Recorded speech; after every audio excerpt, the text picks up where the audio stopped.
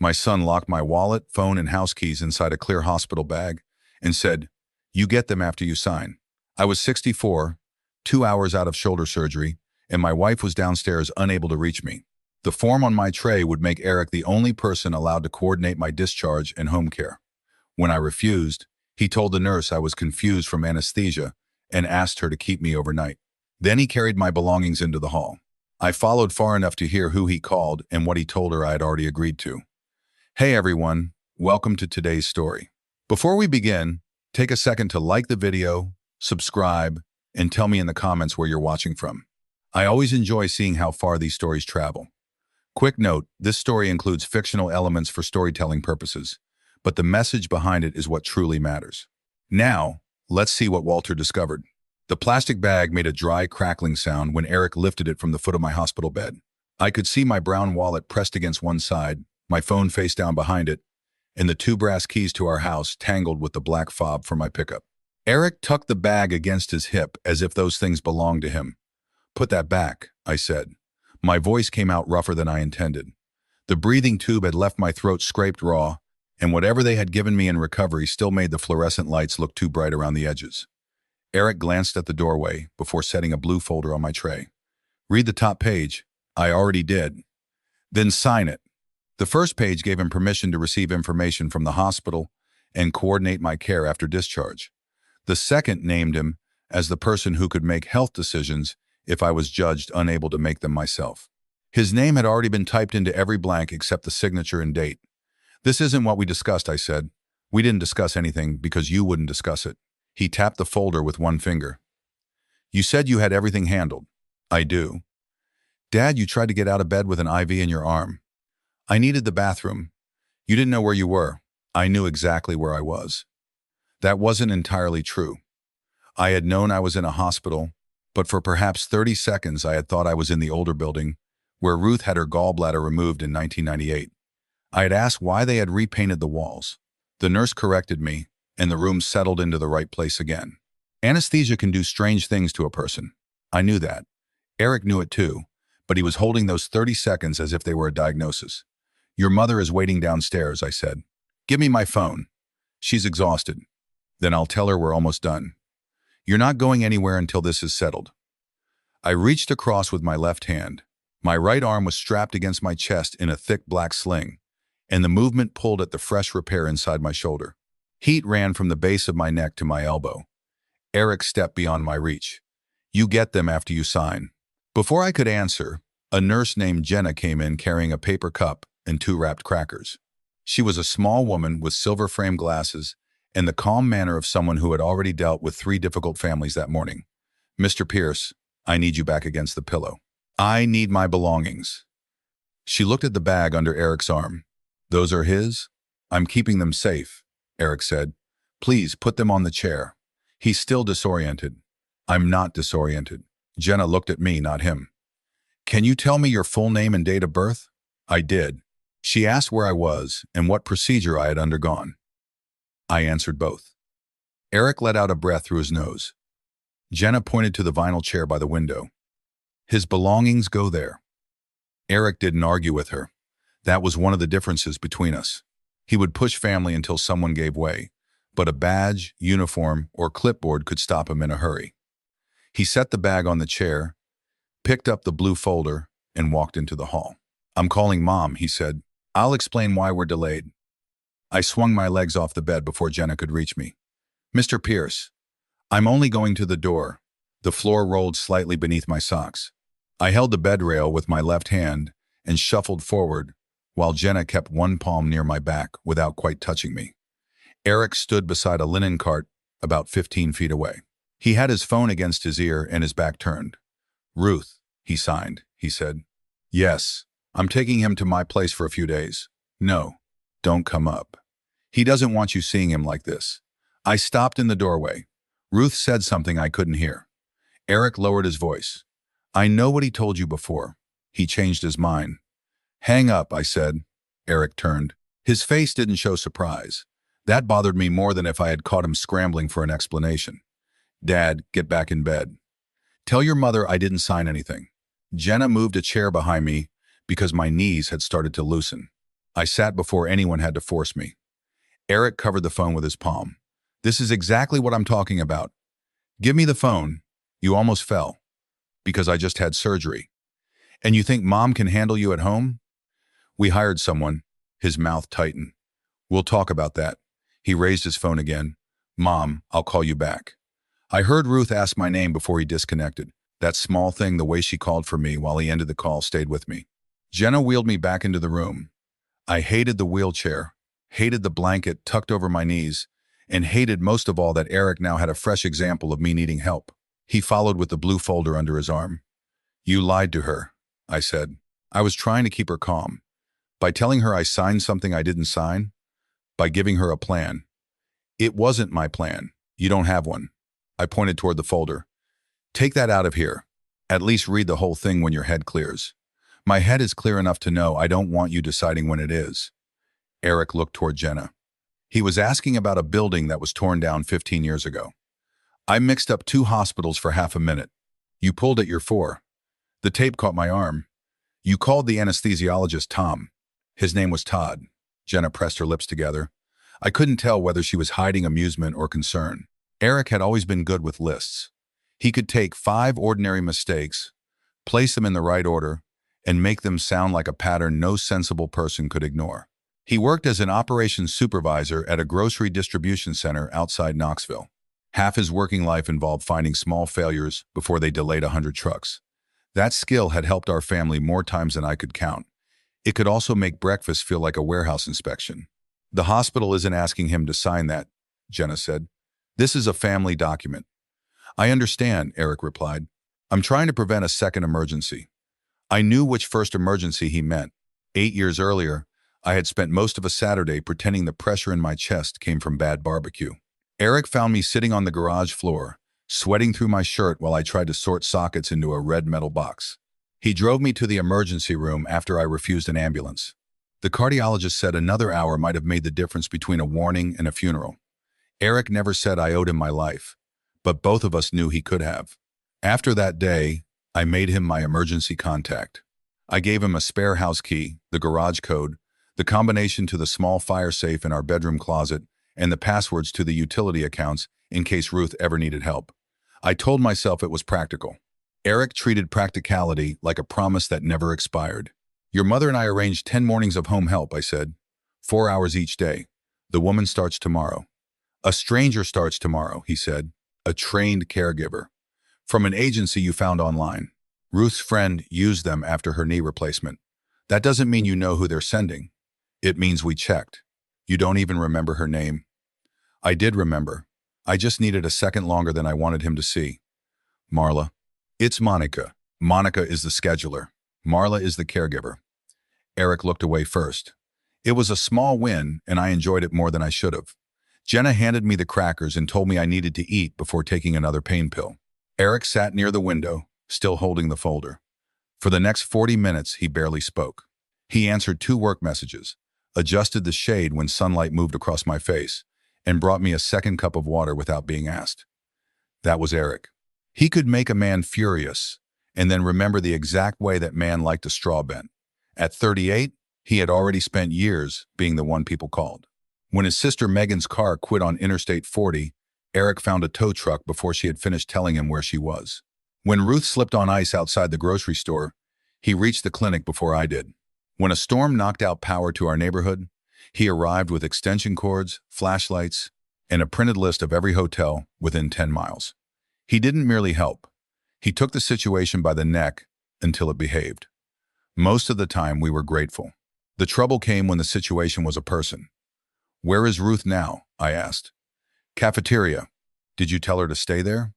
I told her there was no reason to keep walking back and forth. She was supposed to be here when the doctor came. The doctor already talked to me. That pulled my attention away from the crackers. Why did he talk to you without me? He came in while you were asleep. What did he say? No lifting, no driving. Sleep in the recliner. Keep the dressing dry. Use the ice machine. Take the medication on schedule. And don't try to prove anything. I doubt that last part came from him. It should have. I held out my left hand. Give me the folder. Eric gave it to me this time. I tore the unsigned pages down the middle. The paper didn't rip cleanly because I could only use one hand, so I folded it and tore again. I placed the pieces on the tray. Eric watched without speaking. "There," I said. "That's settled." "No, it isn't. It is for today. You think tearing paper changes the fact that you need help?" "I have help. Mom can barely open a jar when her hands swell. That's why we hired Marla." His gaze moved toward the torn pages. "You keep saying that like it solves everything. It solves 4 hours each morning. You were covering the evenings for 3 days. Megan was coming Saturday. That was the arrangement. Megan has 2 children and a job," she offered. "Because you told her this would be easy." "It is shoulder surgery, Eric. I didn't have my spine replaced. You couldn't stand up 5 minutes ago." I wanted to argue, but the crackers had gone dry in my mouth, and a dull ache had begun pushing through the medication. I leaned back against the pillow. Eric softened when he saw it. He always did. That was part of what made resisting him difficult. He wasn't smiling while he took control. He looked worried, tired, and occasionally hurt that anyone could mistake his pressure for anything except love. "Stay with me for 2 nights," he said. I set up the downstairs room. "Your bathroom is upstairs. There's a half bath downstairs. No shower. You can't shower yet. Ruth is expecting me home. She'd sleep better if you were with me." "Did she say that?" He rubbed a thumb along the edge of his phone. "She said she was worried." "That isn't what I asked. Why do you make every offer sound like a deposition? Why do you answer questions I didn't ask?" Jenna returned before either of us could go further. She checked my blood pressure, watched me walk to the bathroom, and asked whether I felt nauseated. I didn't. By then I could move without the floor shifting. She called Ruth and asked her to come upstairs for the discharge instructions. Eric looked annoyed but said nothing. Ruth entered 10 minutes later carrying her purse, my windbreaker, and a paper cup of coffee she had forgotten to drink. She was 63 then. With short brown hair, she cut herself and hands that had begun to stiffen from arthritis. She had worked at a public library for 27 years and could remember where a book belonged after seeing its cover once. At home, she misplaced her glasses twice a day. "Why didn't you call me?" she asked. She came straight to the bed and touched my cheek. "I tried." I looked at Eric. "Your son had my phone. To keep it from getting lost," he said. Ruth frowned. "He said you didn't want me up here." "I said you didn't need to keep making the trip. You told me Walter was embarrassed." "He was groggy." "That isn't the same thing." Eric stood and pushed the chair under the window. "Fine, I handled it badly." The apology arrived so quickly it almost worked.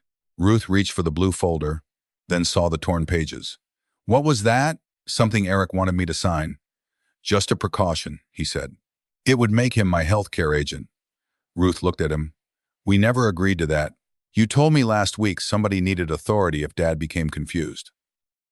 "I said somebody needed to know where the insurance cards were." "That's not enough when something happens." "Nothing happened," I said. Eric pointed toward my sling. "This happened. This was scheduled. Emergencies aren't." Jenna cleared her throat and placed the discharge packet on the tray. She explained the medication times, the sling, the exercises I was not yet allowed to perform, and the warning signs that meant we should call the surgeon. She spoke to me first and Ruth second. Eric interrupted twice with questions. Both were sensible. The second time, Jenna answered him and then turned back to me. I noticed that. I also noticed Eric noticed it. When she finished, she asked where I would be recovering. "Home," I said. Ruth said it at the same time. Eric looked toward the window. "And who's driving?" "You are," Ruth said. "Unless that has changed too." He picked up my belongings bag. "No, I'll drive." The ride from the hospital to our house took about 25 minutes. Ruth sat in the back with me because Eric had placed a cooler and his laptop bag on the front passenger seat. I asked him to move them, but Ruth said it was fine and climbed in before he could answer. She kept one hand on my knee at every turn. Eric drove carefully, both hands on the wheel, never more than 2 miles over the limit. He had always driven that way when carrying someone he considered fragile. "Did the surgeon talk to you about the home care service?" I asked. "Not specifically." "Then why did you say we'd talk about it?" "Because I don't trust it." "You don't have to trust it, I do." "Based on what?" "Based on references, insurance, and an interview." "You talked to Marla for 15 minutes on a video call." 25. "That changes everything." Ruth leaned forward. "Eric, enough." He kept his eyes on the road. I'm not trying to fight. Then stop fighting, she said. He went quiet for the rest of the drive. I watched Knoxville pass through the tinted window. Strip malls, church signs, low brick offices, and the first pale green showing on the trees. It was early March, still cold in the mornings, with spring trying small experiments wherever the sun reached. I had retired from the city water department 6 months earlier, after 34 years. Most days since then, I woke before 6 anyway. I checked the weather, made coffee, and walked around the house looking for something that needed attention. A loose downspout could bother me through breakfast. A dripping faucet could ruin a movie. Ruth said retirement had not made me calmer. It had only removed the people who used to pay me for worrying about pipes. Our house stood on a quiet street east of downtown, a one-story brick place we had bought when Eric was 7 and Megan was 4. It was never impressive, but every door closed squarely, every faucet held pressure, and the oak tree in front had finally grown large enough to shade half the roof. When Eric turned into the driveway, the garage door began rising before I saw him touch anything. "You still have the code?" I asked. "Of course. I thought I changed it last summer. You gave me the new one when Mom fell." Ruth looked at me. "I didn't fall last summer. You slipped in the laundry room," Eric said. "I sat down harder than I planned. You called me." "Because the washer hose was leaking," Ruth said. "Not because I needed rescuing." Eric pulled into the garage and turned off the engine. On the workbench beside my old vise sat a white plastic lockbox I had never seen before. It was the type real estate agents attach to porch railings. "What's that?" I asked. Eric followed my gaze. "A spare key box. We already have a spare key. Inside the house. That's where spare keys usually are. Not much use if someone needs to get in." "Who needs to get in?" "A caregiver. Paramedics. Megan. Marla was supposed to knock." "And if you don't answer?" I looked at Ruth. "Did you approve that?" She shook her head. "I thought you did." Eric opened his door. "It isn't attached. I can take it down." "Do that." He got out without answering. It took several minutes to move me from the back seat to the kitchen. I didn't need to be carried, but getting upright without pushing through my right arm required more thought than I expected. Eric stood on my left, one hand hovering near my elbow. Ruth held the door. I was grateful for both of them and irritated by the feeling. Those emotions sat together more easily than I would have admitted. The living room had been rearranged. My brown recliner had been moved away from the wall and turned toward the hallway. A folding table stood beside it with bottled water, tissues, medication cups, a digital thermometer, and the ice machine the surgeon's office had rented to us. The floor lamp had been shifted to the other side.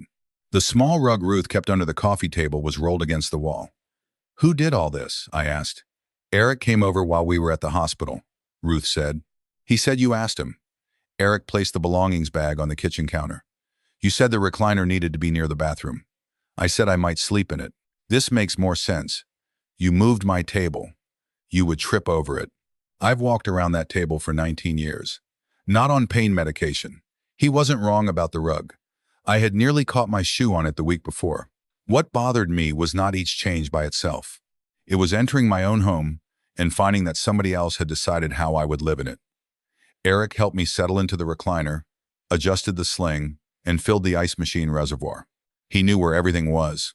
He pulled a clean dish towel from the second drawer, found an extension cord in the hall closet, and brought one of Ruth's bed pillows from our room. "Your pills are in the bag," I said. "My pills are in the bag."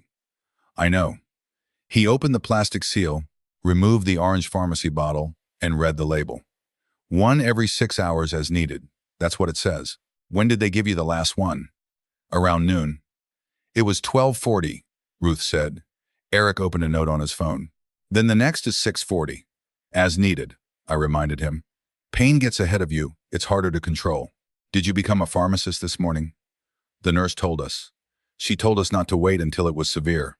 She didn't tell you to run a dispensary." He placed the bottle on the folding table. "Fine." Then he took a black marker from his laptop bag and wrote 6:40 on the cap. Ruth sat on the couch, rubbing the base of her left thumb. I saw it and stopped arguing. Eric noticed too. He went into the kitchen and returned with the jar opener he had bought her at Christmas.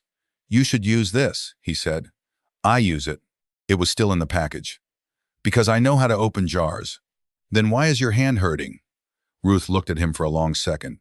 "Because I have arthritis. Not because I'm incompetent. Eric lowered the jar opener. I didn't say that. You don't have to say everything. The room became quiet except for the pump inside the ice machine. It made a low mechanical hum, followed by a soft click every few seconds. I knew enough about pumps to hear when one was working too hard, and this one sounded as if there was air in the tubing. I reached toward it. Pain caught me before my hand got halfway there. Eric leaned over, squeezed the tube, and released the trapped bubble. The hum evened out. Thank you, I said. You're welcome. That was how the afternoon went. Resistance, usefulness, resentment, relief.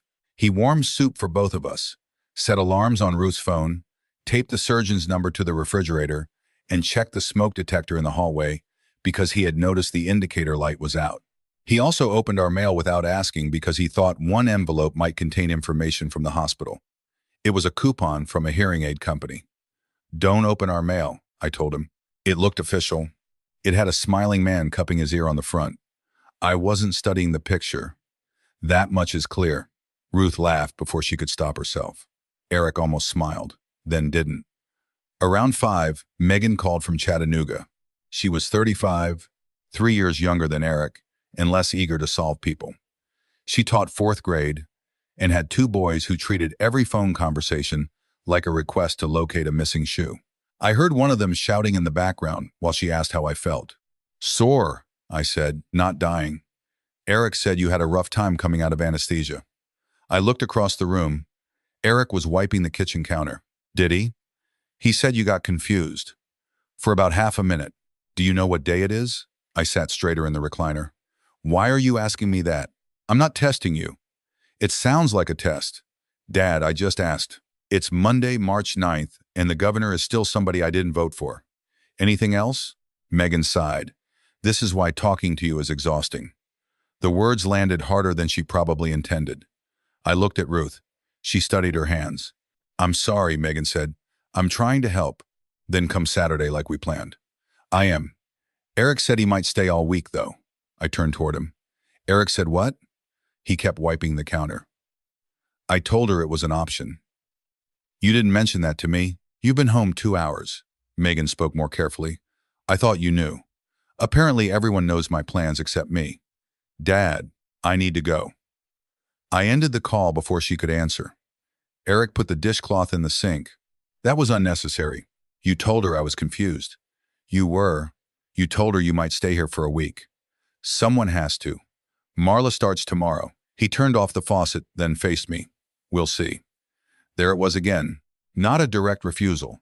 Just 2 words that left room for him to be right later. I should have asked him then exactly what he meant. Instead, I told myself I was tired, and that any answer would become another argument. That was one of my habits under pressure. I could confront a leaking water main in freezing weather without hesitation. But when someone I loved made a conversation unpleasant enough, I postponed it and called that patience. By 7, the nerve block in my shoulder had begun wearing off. The ache spread down my upper arm in slow, heavy waves. Eric handed me a pill and watched until I swallowed it. I didn't like being watched, but I took it. Ruth heated a casserole our neighbor had brought, and Eric cut my portion into smaller pieces because eating with my left hand was awkward. I told him I could manage. After dropping the fork twice, I stopped telling him. He left at 8:30 after promising Ruth he would return before work the next morning. I watched him remove the white lockbox from the garage workbench and carry it to his car. That pleased me. I didn't notice whether he took anything else. The first night was rough but manageable. I slept in stretches of 40 minutes, waking whenever my shoulder shifted or the ice machine stopped circulating. Ruth helped me stand twice. The second time, her fingers failed to close around the buckle on my sling. I heard her make a small sound of frustration. Leave it, I said. It's twisted. I can fix it in the morning. You'll be miserable by morning. She worked at it until her hands shook. I wanted to help, but my left fingers only pushed the strap farther through the plastic loop. At last, she found a pair of kitchen tongs and used them to pull the strap flat. We both laughed, quietly at first, then harder than the situation deserved. Laughing hurt my shoulder, which made us laugh again. Don't tell Eric, she said. He'll buy 6 kinds of medical pliers. He'll make us sign for them. She stopped laughing before I did. What was in that folder? Permission for him to speak to doctors and make decisions if I couldn't. We should probably have something like that. Maybe. Not with our names already filled in and my phone held for ransom. No. She sat on the edge of the couch, flexing her fingers. He scared me today. Eric? You. When he called and said you didn't know where you were, he made it sound worse. I know that now. Did he tell you I wanted to stay at his house? He said you had agreed it was safer. I never agreed. He also said you didn't want Marla coming tomorrow. I looked at her. When did he say that? Yesterday afternoon. He told you I canceled her? He said you were having doubts and asked him to handle it. I didn't. Ruth pulled the blanket higher over my knees. Maybe he misunderstood. Maybe. We were both tired enough to accept that word. Eric had misunderstood us before. He moved fast, and fast people often hear the answer they expect. I told myself that was all this was. A son frightened by an old memory of his father on a garage floor, reaching too far because he did not trust me to admit when I needed help.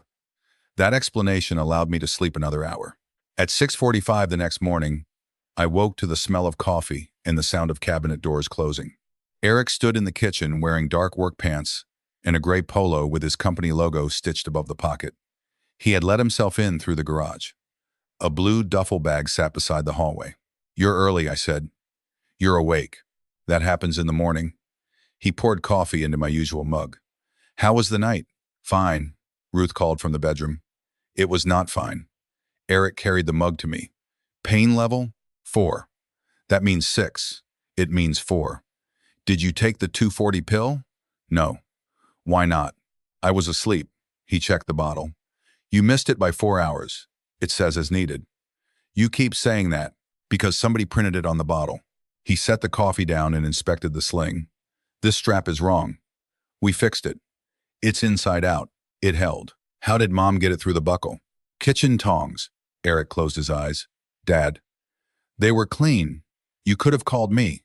At 2 in the morning? Yes. Your house is 20 minutes away. 18. That makes all the difference. He knelt beside the chair and corrected the strap with quick, careful movements. His fingers were gentle. The anger in me had nowhere simple to go. What's the duffel? I asked. Work clothes. You usually carry them in a backpack. I brought a few extra things. Why? He stood. In case you need me tonight. We have help starting at 8.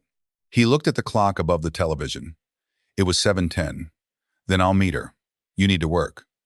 I moved my morning meeting. Without asking us? I don't need permission to move my meeting. You need permission to interview somebody we hired. I want to see who's coming into your house. It isn't your house. His expression changed for only a second. He looked tired rather than angry. I know that. Ruth came out in her robe, holding her glasses. Can we get through 1 cup of coffee? Eric kissed her cheek and began making oatmeal. At 7:55, Ruth opened the front curtains. At 8, nobody knocked. At 8:10, Eric placed 3 bowls on the table. Traffic, Ruth said. At 8:20, I called the number for Homesteady Care. A woman named Monica answered. I recognized her voice from the video interview. This is Walter Pierce, I said. We're expecting Marla this morning. There was a pause filled with keyboard tapping. Mr. Pierce, that service was canceled. I looked at Eric. He was standing at the sink with his back to me. Canceled by whom? The cancellation came through the family portal. When? More tapping. Yesterday at 4:12 in the afternoon. I tried to place the time. At 4:12 yesterday, I had been in the hospital recovery room, still drifting in and out. Who logged in? I asked. The authorized contact listed on the account. What name? Eric Pierce. Ruth lowered her spoon. Eric turned from the sink, but didn't look surprised. Monica continued. The note says the family decided to provide care privately. We did not decide that. I'm sorry, Mr. Pierce. I can request a new placement. Send Marla. Marla was reassigned after the cancellation. Then send somebody else. The earliest open morning shift I see is Thursday. It was Tuesday. 3 mornings did not sound like much until I tried lifting my coffee with the wrong hand. Put us back on the schedule, I said. Thursday, 8 o'clock. I can do that. I'll also need to reset the account contact. Remove Eric Pierce. Eric dried his hands slowly. Monica asked me to confirm my birth date, address, and the final 4 digits of the card used for the deposit. My wallet was still inside the clear hospital bag on the counter. Ruth brought it to me. The plastic had been folded neatly, the seal pressed closed again. I gave Monica what she needed and ended the call. You canceled Marla before I had surgery, I said. Eric draped the dish towel over the oven handle. I canceled the agency. Why? Because the plan wasn't safe. You said yesterday you were worried because I got confused after anesthesia. I was worried before that. You told me we would see whether Marla showed up. I didn't want this argument in the hospital. So you lied. I delayed telling you. You told your mother I canceled it. Ruth's voice was quiet. Eric looked at her. I said Dad had doubts. You said he asked you to handle it. He did ask me to help with the account. Help is not cancel, I said. He gripped the back of a kitchen chair. I called them Sunday. They wouldn't guarantee the same caregiver every day. They said substitutes could come without you meeting them first. You were about to be on narcotics with a stranger in the house. Marla passed a background check. According to her employer.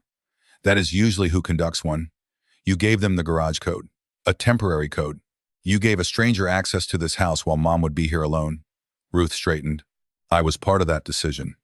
You agreed because Dad told you he had checked everything. I did check everything, I said. You watched one video and read a brochure. I spoke to 2 families. People they chose for you. What exactly did you think Marla was going to do? I don't know. That's the point. No, the point is you canceled something we paid for and then let us wait for a woman you knew wasn't coming. Eric released the chair. I'm here. That doesn't answer me. I rearranged my shifts. I can handle mornings before work and evenings afterward. For how long? As long as necessary. We didn't ask you to. Because you don't ask until something breaks. I asked for the agency. You chose the easiest option for you. It was our option. My voice had risen enough that the pain in my shoulder began pulsing with my heartbeat. Ruth moved between us, not dramatically, just carrying the oatmeal bowls to the sink one at a time. Both of you lower your voices. Eric looked at the floor. Mom, I'm trying to keep you from getting hurt. Then ask me what I can manage. You couldn't fix his sling. We fixed it, with kitchen tongs. And it held all night. That doesn't make it a good idea. Ruth placed the final bowl in the sink. It makes it our idea. Eric's phone vibrated. He checked the screen and silenced it. I have to leave in 10 minutes. Take the duffel, I said. I'm coming back tonight. Not with a week of clothes. Dad. You're not moving in because you canceled the person we hired. I didn't create the need. You created the empty schedule. He glanced at the sling and then at Ruth's hands. All right, show me. Show you what? Show me you can get through the morning without help. I don't perform demonstrations in my own kitchen. Then what are you going to do when you need the bathroom? When the ice reservoir empties? When you drop a pill? Mom can't lift the machine and you can't use your right arm. We'll manage. That isn't a plan. Neither is lying until people have no other choice. His face tightened. For once he had no quick reply. The phone vibrated again. He picked up his keys. I'll be back at 5:30. Bring an overnight bag for one night, Ruth said. I turned toward her. She didn't look at me. Ruth, one night, she repeated. Until we arrange something else. Eric nodded. Fine. And you knock? I said. You don't use the garage code. He slipped his keys into his pocket. Fine. He left through the front door. A minute later, his truck backed out of the driveway. The blue duffel remained beside the hallway. Ruth saw me looking at it. Maybe he forgot. Eric doesn't forget bags. I pushed the footrest down with my left heel and tried to stand. The chair shifted under me. Ruth reached for my arm, and I told her not to pull. We spent nearly a minute finding a way to get me upright without hurting either of us. By the time I stood, sweat had gathered under the collar of my shirt. The ice machine needed water. Ruth tried to lift the reservoir from the folding table, but her fingers slipped against the smooth plastic. I told her to leave it. She filled a mixing bowl at the sink and carried water across the room in 3 trips instead. On the final trip, some spilled onto the hardwood. I went for the towel before remembering I could not bend and reach with one useful arm. Ruth set the bowl down too quickly, splashing more water. We stared at the puddle. Then she started laughing again, though there was no humor in it this time. We are doing wonderfully, she said. Excellent work all around. I leaned against the recliner while she wiped the floor. My first urge was to call Eric and tell him we were fine. My second was to call him and tell him to come back. I did neither. I called Monica again and asked whether there was any afternoon shift, any shorter visit, anyone available for only 2 hours. She checked. Nothing that day. She offered Wednesday evening. I accepted it. When she asked whether Eric should remain in emergency contact, I looked at the clear plastic bag on the counter. My wallet and phone were inside. The house keys were not. I searched the chair, the folding table, and the pockets of the windbreaker Ruth had brought from the hospital. "Hold on," I told Monica. "Ruth, where are my keys?" She checked the counter. "They were in the bag yesterday." The black pickup fob was gone too. I ended the call and phoned Eric. He answered on the second ring, road noise behind him. "What? You have my keys. I put them somewhere safe." "Where? You're not driving." That wasn't my question. "They're with me. Turn around and bring them back." "I'm already late. Those keys belong to me." "And you'll get them when I come home." He said home. Not your house. Not the house. Home. I looked down the hallway at the blue duffel he had left beside our guest room door. "You're not staying a week," I said. "We'll talk tonight." There is nothing to talk about. Dad, you and Mom couldn't make it through breakfast. I looked at Ruth kneeling beside the wet towels, rubbing her thumb. Eric continued before I could answer. "I'll bring dinner. Don't try to use the garage." I disabled the opener so you wouldn't forget and lift the door manually. The call ended. I stood in my living room with my shoulders strapped to my chest, my wife's hands aching, and my own keys traveling away from me in my son's pocket.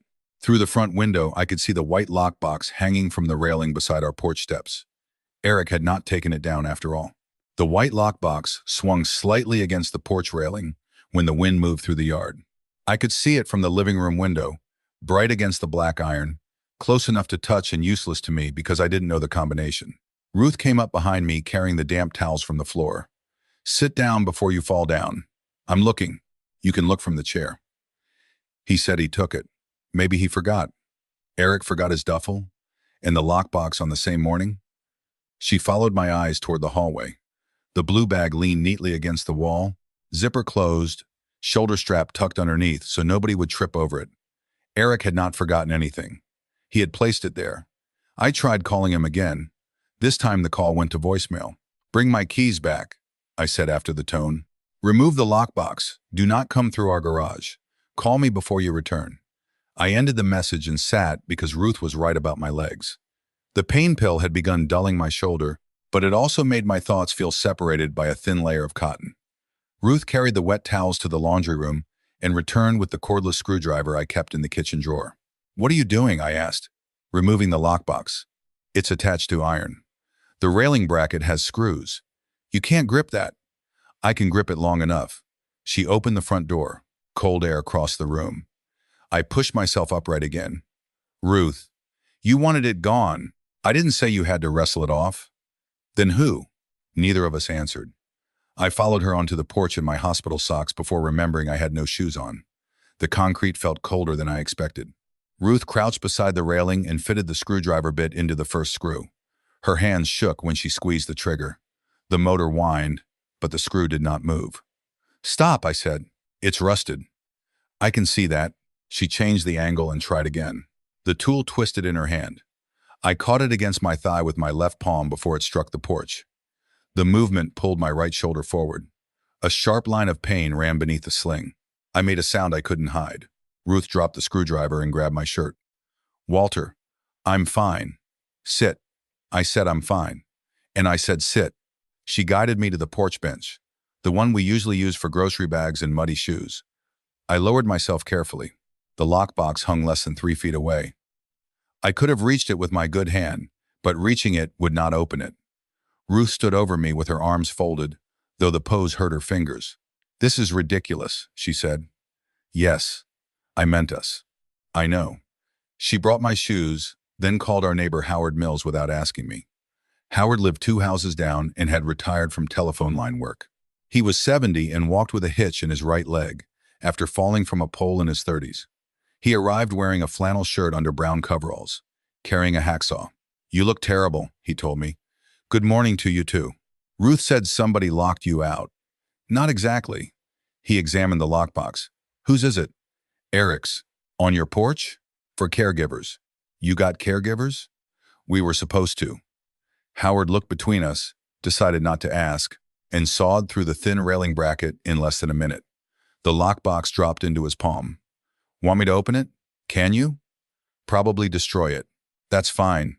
Ruth shook her head. Don't destroy anything yet. I stared at her. Why not? Because Eric will say we damaged his property. It's attached to ours. I don't want another argument about a $40 box. Howard handed it to her. I can stay if you need anything. We're all right, I said. Ruth said, thank you, at the same time. Howard gave me the look men give each other when they know one of them is pretending. I'll be home.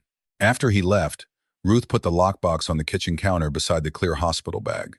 She placed the cut bracket next to it. Evidence? I asked. Organization? You worked in a library too long? You worked around broken pipes too long. You think every problem needs a wrench. This one needed a hacksaw. She almost smiled. The rest of the morning took longer than it should have. I needed help changing my shirt because the sleeve had to slide over the injured arm first. Ruth found 3 online videos and rejected all 3, because the people demonstrating were 25 and could lift both elbows. We finally managed with one of my old button-down shirts, leaving the right sleeve loose over the sling. She made sandwiches for lunch, though opening the mayonnaise jar hurt her hand. I pretended not to notice. She pretended not to see me noticing. At 1:30, someone knocked. Ruth opened the door to a delivery driver holding a large cardboard box from a medical supply company. Inside were a shower chair, a raised toilet frame, a second sling, disposable bed pads, a pill organizer with 4 compartments for each day, and a long plastic tool meant to help pull on socks. The packing slip listed Eric as the purchaser. He bought half a nursing home, I said. Ruth lifted the sock tool. This might be useful. That's how he gets you. By buying plastic sticks. By making one useful thing excuse 6 things nobody requested.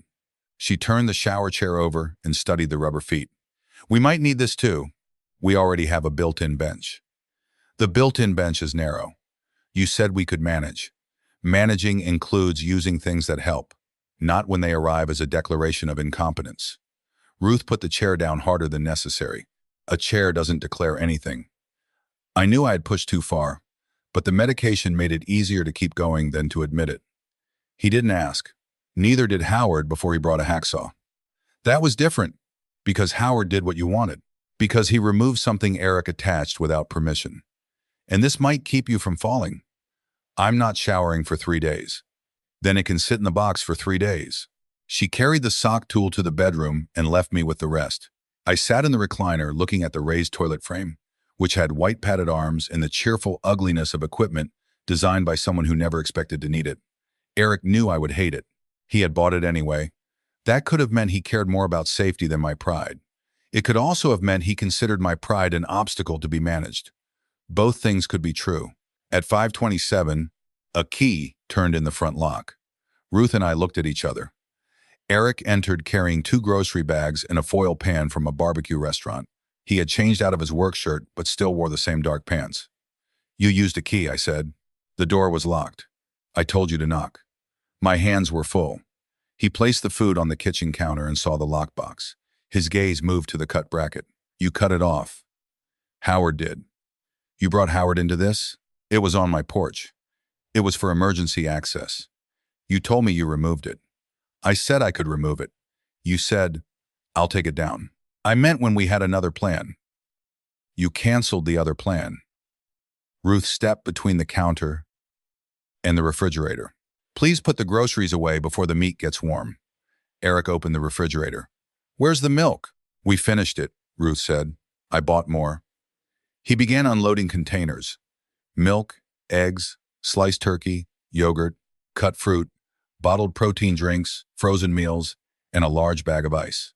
He had bought the brands we normally used, except for the yogurt, which had artificial sweetener I disliked.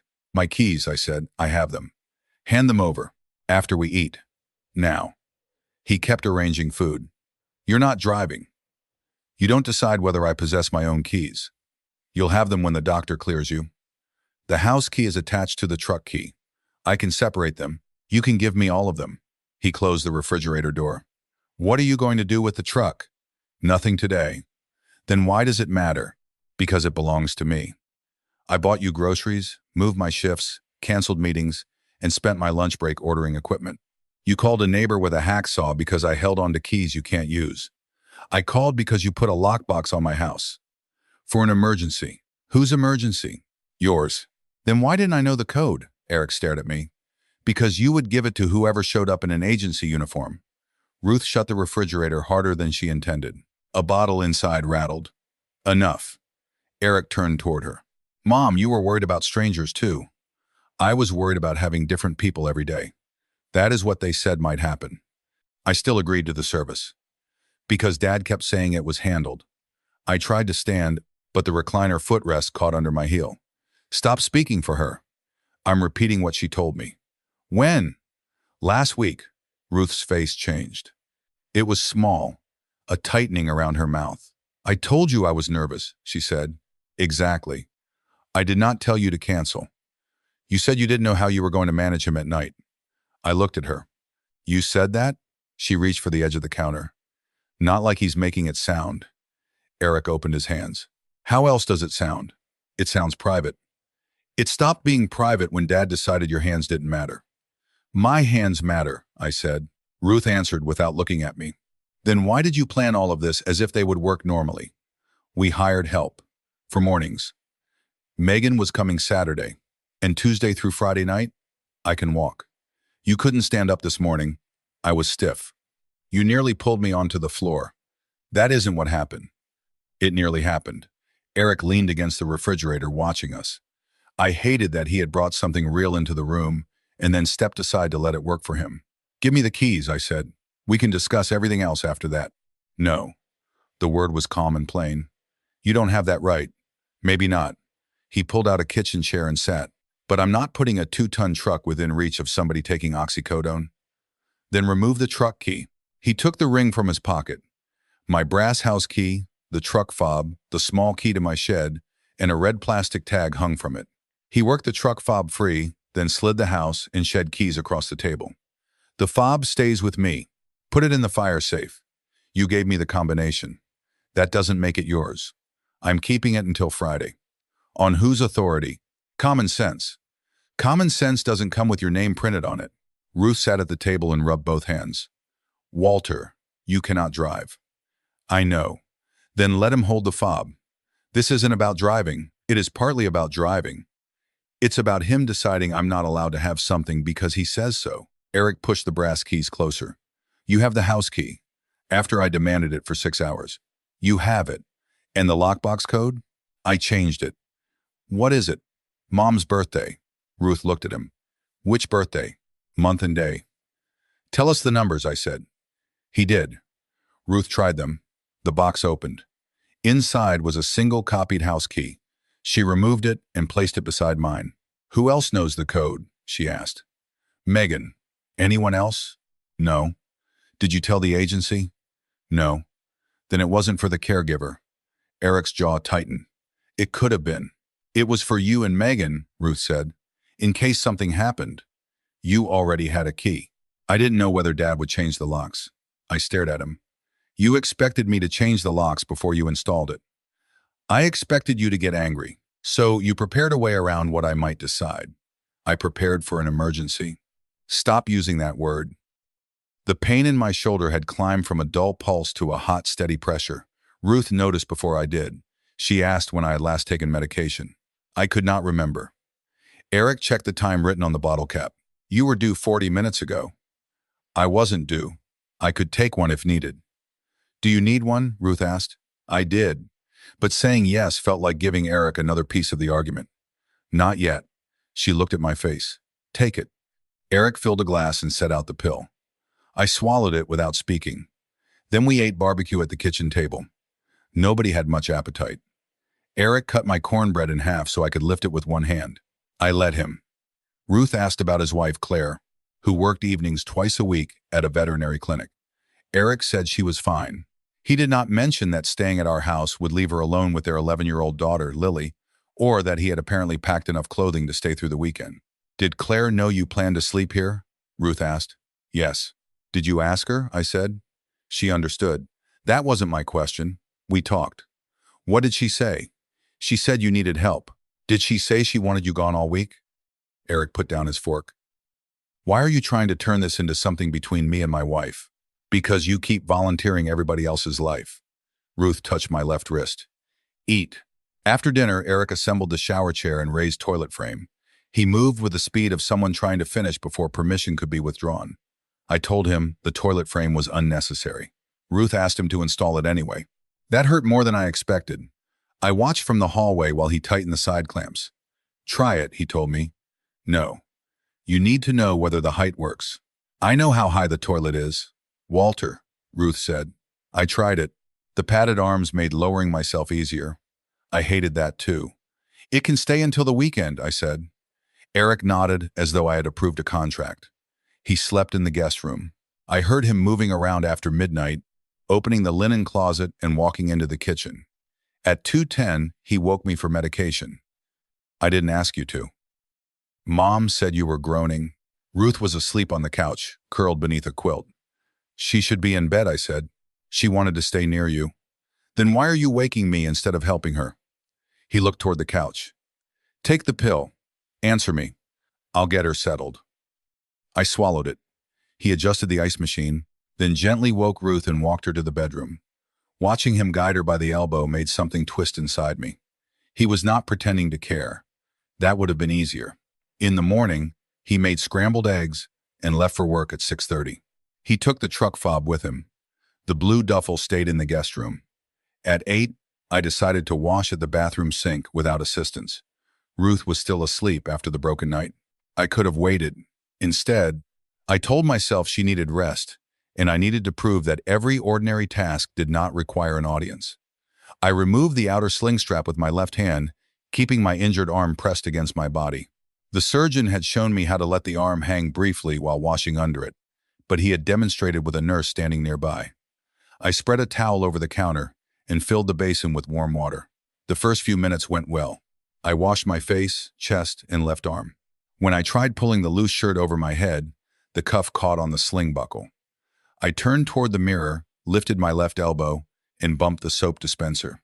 It fell behind the toilet. I should have left it. Instead, I bent to retrieve it. My balance shifted. I reached instinctively with my right arm. Pain tore through my shoulder hard enough to make my vision narrow. I struck the wall with my left palm and slid down until I was sitting on the closed toilet lid. I did not fall to the floor. I did not damage the repair. That was what I told myself, while sweat ran down my back. Walter? Ruth's voice came from the hallway. I'm fine. She opened the door and saw me sitting half-dressed, the sling twisted around my waist. Oh, God. I didn't fall. You're white. The wall is white. You know what I mean. She tried lifting the sling strap. Her fingers could not hold it. Call Eric, she said. No. Then Howard. No. I cannot fix this. Give me a minute. You've had a minute. Her voice cracked. She pressed both palms against the counter and stared down. I can't do this. I stopped arguing. She had said the sentence quietly, almost to herself, which made it impossible to dismiss as anger. Call Howard, I said. She called Eric. He arrived in 22 minutes. I knew because I watched the clock while sitting on the toilet lid with a bath towel over my shoulders. When the front door opened, he came straight down the hallway. Did you fall? No. Did you use the arm? Barely. How much pain? It's settling. He knelt, checked the sling, and helped me stand without pulling the injured side. His hands were steady. We're calling the surgeon. No. You reached with the arm. I touched the wall. You said you reached. I corrected myself. You don't know whether you damaged it. Neither do you. He looked at Ruth. What happened? He tried washing alone. I was at the sink. You were sitting on the toilet with no shirt. That is generally how washing works. Eric did not answer the joke. He called the surgeon's office from the hallway. I heard him say my name, procedure date, and what had happened. He did not exaggerate, but he also did not let me speak until the nurse asked whether I had felt a pop. I had not. She asked about swelling, numbness, and pain. The pain had already eased. She told me to keep the arm supported and come in that afternoon, if anything worsened. So I'm fine, I said after the call. She said monitor it, Eric replied, which means I'm fine unless something changes. You were lucky. I was clumsy. You refused help. Your mother was sleeping. You could have waited. Yes. The agreement surprised him. It surprised me too. Ruth sat on the edge of the bathtub. She looked smaller than she had the day before. I should have been awake, she said. No, I told her. I should have waited. Eric adjusted the sling. This is why I canceled the agency. I looked at him. That makes no sense. You need someone here all day, not 4 hours in the morning. Then why didn't you arrange all-day help? Because you would never agree to the cost. You didn't ask. I know you. Apparently not well enough to tell me the truth. He stood. We're not doing this in the bathroom. We're not doing anything. You're going back to work. I took the morning off, without being asked. Because Mom called me. Ruth pressed her fingers against her forehead. Please stop making every sentence into a fight. Eric went into the bedroom and brought me a clean shirt. He helped slide it over my injured arm. I let him. When we returned to the living room, he opened his laptop at the dining table and began answering work emails. He did not ask whether he could stay. Ruth made tea and dropped the first spoon she picked up. Eric retrieved it. I watched both of them move around my house as though I'd become the reason nobody could leave. Around 11, the doorbell rang. Megan stood on the porch with an overnight bag, a laptop case, and a paper sack from a bakery. Her dark hair was pulled into a hurried knot, and she still wore the flat black shoes she used at school. Why are you here? I asked. Good to see you too. She hugged Ruth, then bent and kissed my forehead before I could object. Eric called me. Of course he did. Eric looked up from the table. You said you couldn't come until Saturday. I found a substitute for 2 days. You left your class? They will survive spelling without me. She set the bakery sack on the counter. Ben has the boys. I'm here through Friday afternoon. We have help starting Thursday, I said. I know. Then why miss work? Because Mom sounded tired. Ruth turned toward Eric. When did I sound tired? Last night. You spoke to him after I went to bed? He texted. Megan saw the lockbox and cut bracket on the counter. What happened to that? Howard cut it off, I said. Why? Because it was attached to our house. It was for emergency access. I looked at her. You knew about it. Eric told me. Did you know the code? Mom's birthday. Did you know I didn't? She hesitated. I assumed you did. Did you know he canceled the caregiver? He said you weren't comfortable with the rotation. I was comfortable enough to hire them. Megan turned to Eric. You told me Dad canceled. I told you the family canceled. You said Dad changed his mind after the interview. He should have. That isn't what she asked, I said. Eric shut his laptop. Fine, I canceled it. We have established that. You told each of us a different version, Ruth said. Because every one of you hears only the part you want. Megan placed both hands on the counter. That's not an answer. Mom told me she couldn't handle the recovery. Dad refused to discuss anything beyond 4 morning hours. You couldn't come until Saturday. I solved the gap. By creating it, I said, by covering it. Without telling anyone, because Dad says no before he hears the question. Then you ask again? I have asked again for 30 years. The room went still. Eric rarely referred to our history directly. He usually kept old grievances inside current facts, where they were harder to recognize. What is that supposed to mean? I asked. It means when I was 16 and Mom had pneumonia, you went to work because the city had a main break. When you had chest pain, you sat in the garage because you didn't want anyone making a fuss. When Mom slipped last summer, you talked about the washer hose before you asked whether she hit her head. She didn't hit her head. That is exactly how you answer. The main break flooded 6 houses. And Mom was sick. Your aunt stayed with her after I called her. You were 16. You weren't responsible for arranging her care. Somebody had to be. Ruth gripped the handle of her mug. Eric stopped. He looked at her. Why? Because Dad doesn't know? I felt the room narrow around that question. Know what? Ruth set down the mug. Nothing. Mom. Megan's voice had changed. What doesn't Dad know? This is not the time. It became the time when you let him cancel our plans, I said. Ruth turned toward me. I did not let him cancel anything. Then tell me what he means. You just had surgery. My shoulder had surgery. My ears work. Eric stood. Mom called me 2 weeks ago. Eric. She asked what would happen if she couldn't help you at night. I waited for Ruth to deny it. She didn't. Why didn't you tell me? I asked. Because you had already decided everything. We decided together. You decided the agency would come mornings. You decided Megan would come Saturday. You decided I could handle the rest. You said it was fine. You asked me while reading the surgeon's packet and making a list. And you said it was fine. Because every time I raised a concern, you answered it before I finished. I started to speak. She held up one hand. No. Let me finish once. I closed my mouth. Ruth rubbed her thumb with the fingers of her other hand. 3 weeks ago, I couldn't turn the key in the back door. I stood outside for nearly 10 minutes. You were in the garage with the radio on. I called Eric. Why didn't you call me? I did, twice. I remembered seeing missed calls that afternoon. I'd assumed she was asking whether we needed groceries. Eric came from work and opened the door, she continued. The next day I dropped a pot of boiling water because my right hand gave out. You burned yourself? A little.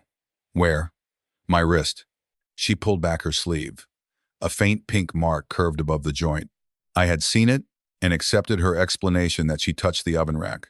You lied to me. I did. Why? Because you were already talking about canceling the surgery. I would not have canceled. You said if my hands got worse, you could postpone. That wasn't a decision. It sounded like one. You should have told me. I tried telling you I was scared. You said you were nervous. What did you think nervous meant? I had no answer that did not make the difference her fault. Eric pulled out a chair for her. She did not sit. I called him because I wanted a backup plan, she said. I asked whether you could stay at his house for 2 nights or whether he could find someone for the evenings. I did not ask him to cancel Marla. I did not ask him to take your keys. I did not ask for a lockbox. You said Dad would refuse anything that made him feel dependent, Eric replied. That was not permission to trick him. What did you expect me to do? Talk to us. I tried. You talked to me separately, she said. Then you told Walter I was too tired to come upstairs. You told me he had signed papers. You told Megan we canceled the agency. Eric's expression hardened, but he did not interrupt. Ruth's voice remained low. You used what I told you because you knew Walter would argue with me instead of listening. I was trying to keep you safe. By making me afraid to disagree with you? You were already afraid. Of failing him, not of him. That distinction landed in the room and stayed there. I looked at Ruth's burned wrist, then at the equipment Eric had ordered. The shower chair no longer looked like an insult. It looked like something my wife had needed me to consider before she had to ask our son in secret. Why didn't you want me to know about the door? I asked her.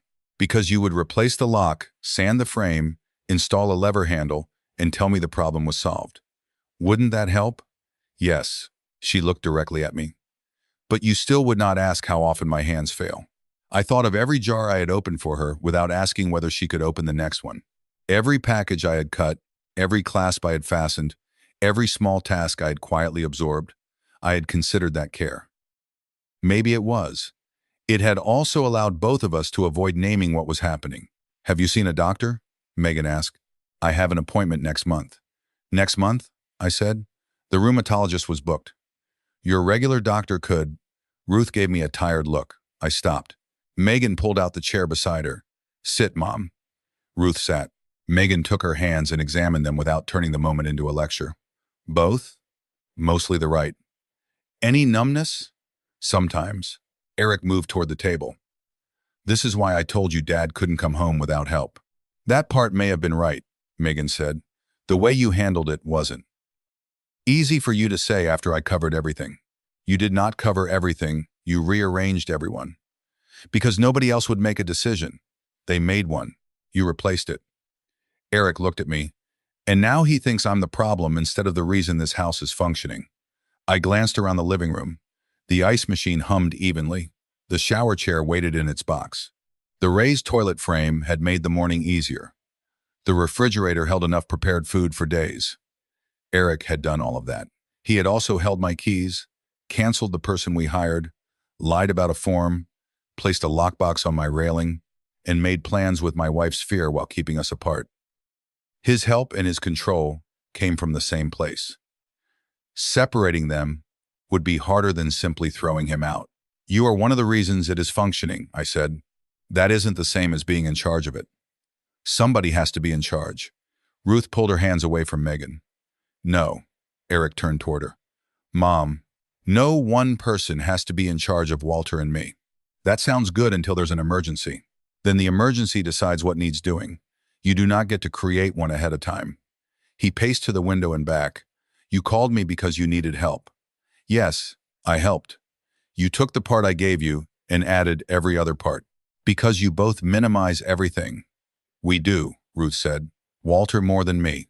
She looked at me. But you exaggerate anything that gives you a reason to take over. Eric's face tightened. So I'm the bad son now. Don't do that, Megan said. Do what? Turn one criticism into a verdict on your whole life. You flew in after one phone call, and now you understand everything. I drove 2 hours.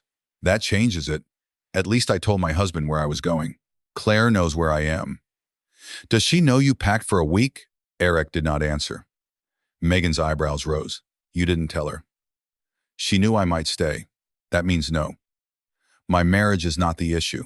It becomes part of the issue when you decide everybody's schedule belongs to you. Ruth pressed her palms flat on the table. Stop. Both of them stopped. She looked at each of us in turn. I asked Eric for help because I did not trust Walter to hear how frightened I was.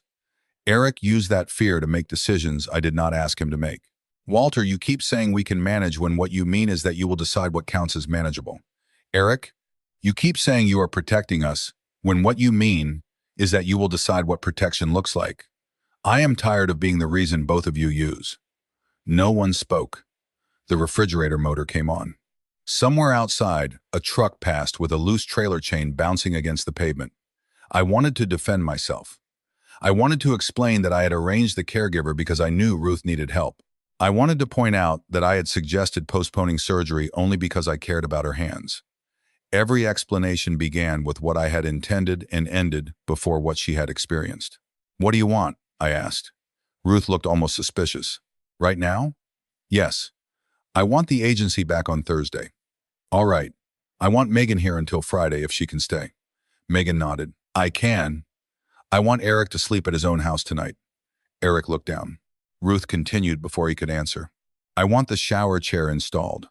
I want the raised seat to stay until Walter can stand without using his right arm. I want somebody else to fill the ice machine because I cannot lift it. And I want both of you to stop telling people what I agreed to unless I am in the room.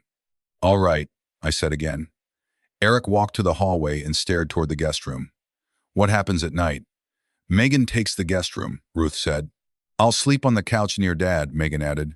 You have a bad back, Eric said. I'll use the recliner. Dad is using the recliner. There are two. The other one doesn't lie flat. I'll survive. And Thursday? He asked. Ruth looked at me. I waited. That was harder than answering for her. We asked the agency about an evening visit, she said. And if they don't have one? Then we ask Claire whether Lily can stay with her grandmother and whether you can come for 2 hours. We do not assume. Eric's mouth tightened at the mention of asking his wife. This is inefficient. It is our life, Ruth said. It is allowed to be inefficient. Megan covered a smile with her hand. Eric saw it. Glad this is entertaining. It isn't, she said. It's just the first thing Mom has said all morning that sounds like Mom. He looked toward me. And you agree with all of this? I agree that Ruth gets to decide what help she needs. You didn't yesterday. No, the admission felt smaller when spoken than it had in my head. I didn't.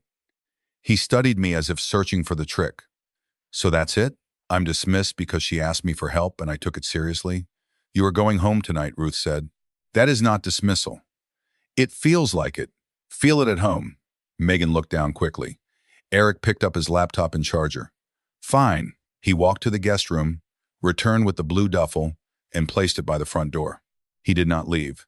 He stood there with one hand on the strap. I have the truck fob, he said. Give it back, I replied. You cannot drive. I know. Then why? Because I am not asking you to trust that I won't. I am telling you I won't. Those are the same thing. No. One leaves you in charge. Ruth looked at him. Give him the fob. Eric removed it from his pocket and set it on the entry table. His hand stayed over it for a moment. If you drive, I'm calling the surgeon. If I drive, you should call more than him. He lifted his hand. The black fob remained on the table. That was the first thing he returned without making us trade for it. It should have felt like progress. Instead, I saw how carefully he placed it near the edge, as though expecting me to prove him right. He left just after noon.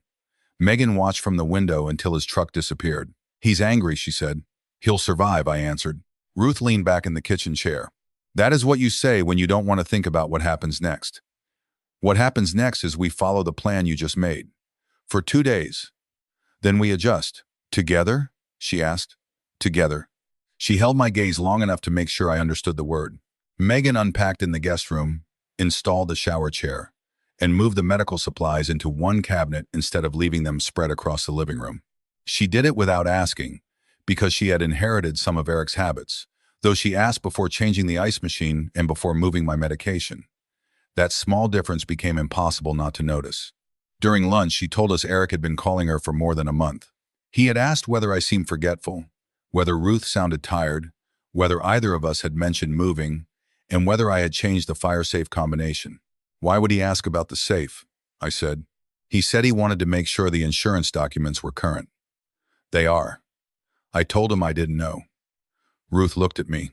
Did you change the combination? Last summer. Did you tell Eric? I thought I did. You gave him the old one after my fall, she said. Then he doesn't have it. Megan took a bite of soup. He said it stopped working. So he tried it. She put down the spoon. I guess. When? I don't know. Why didn't you tell me? Because I didn't know it mattered. I looked toward the bedroom hallway. The safe held birth certificates, insurance policies, the title to my truck, a small amount of cash, and the letters Ruth and I had written for the children years earlier when I had my heart scare. Nothing secret. Nothing Eric could use by merely seeing it. What mattered was that he had tested the combination without asking. Did he ask you for the new code? No. Anything else? Megan hesitated. He asked whether you had put my name on the hospital forms. What did you say? I said I didn't know. Did he tell you he had forms prepared? No. She glanced at the torn pages still lying in the trash near the counter. I thought the hospital gave them to him. He brought them. Where did he get them? Printed them at home, I assume. Ruth looked toward the front door, as if expecting Eric to appear because we were discussing him. He plans for emergencies, she said. He plans for people to disagree, I replied. There is a difference. My first instinct was to change the safe combination again. Change the garage code. Call the hospital, call the pharmacy, call every account where Eric's name appeared, and remove him before dinner. That would have felt decisive. It would also have been another version of what Eric did, acting first because conversation seemed slower. I asked Ruth what she wanted. She rubbed the burn mark on her wrist. I want to know what he can access. Megan nodded. That makes sense. And after we know, I asked, then we decide. Not just me. Not just you, Ruth said. I picked up my phone and opened the contacts. Eric's name remained at the top under emergency. For years, that had made me feel prepared. Now I understood that being prepared was not only about who could act when I could not. It was also about who knew when to stop acting once I could. I did not remove his name that afternoon. I wrote down every place where we had given him access. The house, garage, medical contact list, utility accounts, caregiver portal, pharmacy pickup, fire safe, and the folder in the desk containing our insurance information. Ruth added the names of 2 doctors in the bank safe deposit box where Eric was allowed to retrieve documents only if both of us signed a release. Megan added the family location sharing app Eric had persuaded us to install after Ruth's slip. He can see where our phones are? I asked. Only if you left sharing on, she said. It was on. Ruth's too. I stared at the small blue dot marking my own house. Eric's dot moved along the interstate toward his distribution center. Turn ours off, I said. Ruth shook her head. Ask me. I looked at her. Do you want yours off? Yes. Megan disabled the sharing on Ruth's phone. I turned off my own. A minute later, Eric texted. Why did both phones go offline? I showed the message to Ruth. She gave a tired laugh. That was fast. Another message arrived. Is everything okay? I typed, we are fine. Ruth read it before I sent it. Add that Megan is here. I did. Eric replied almost immediately. I know she's there. Call me. How did he know? I asked.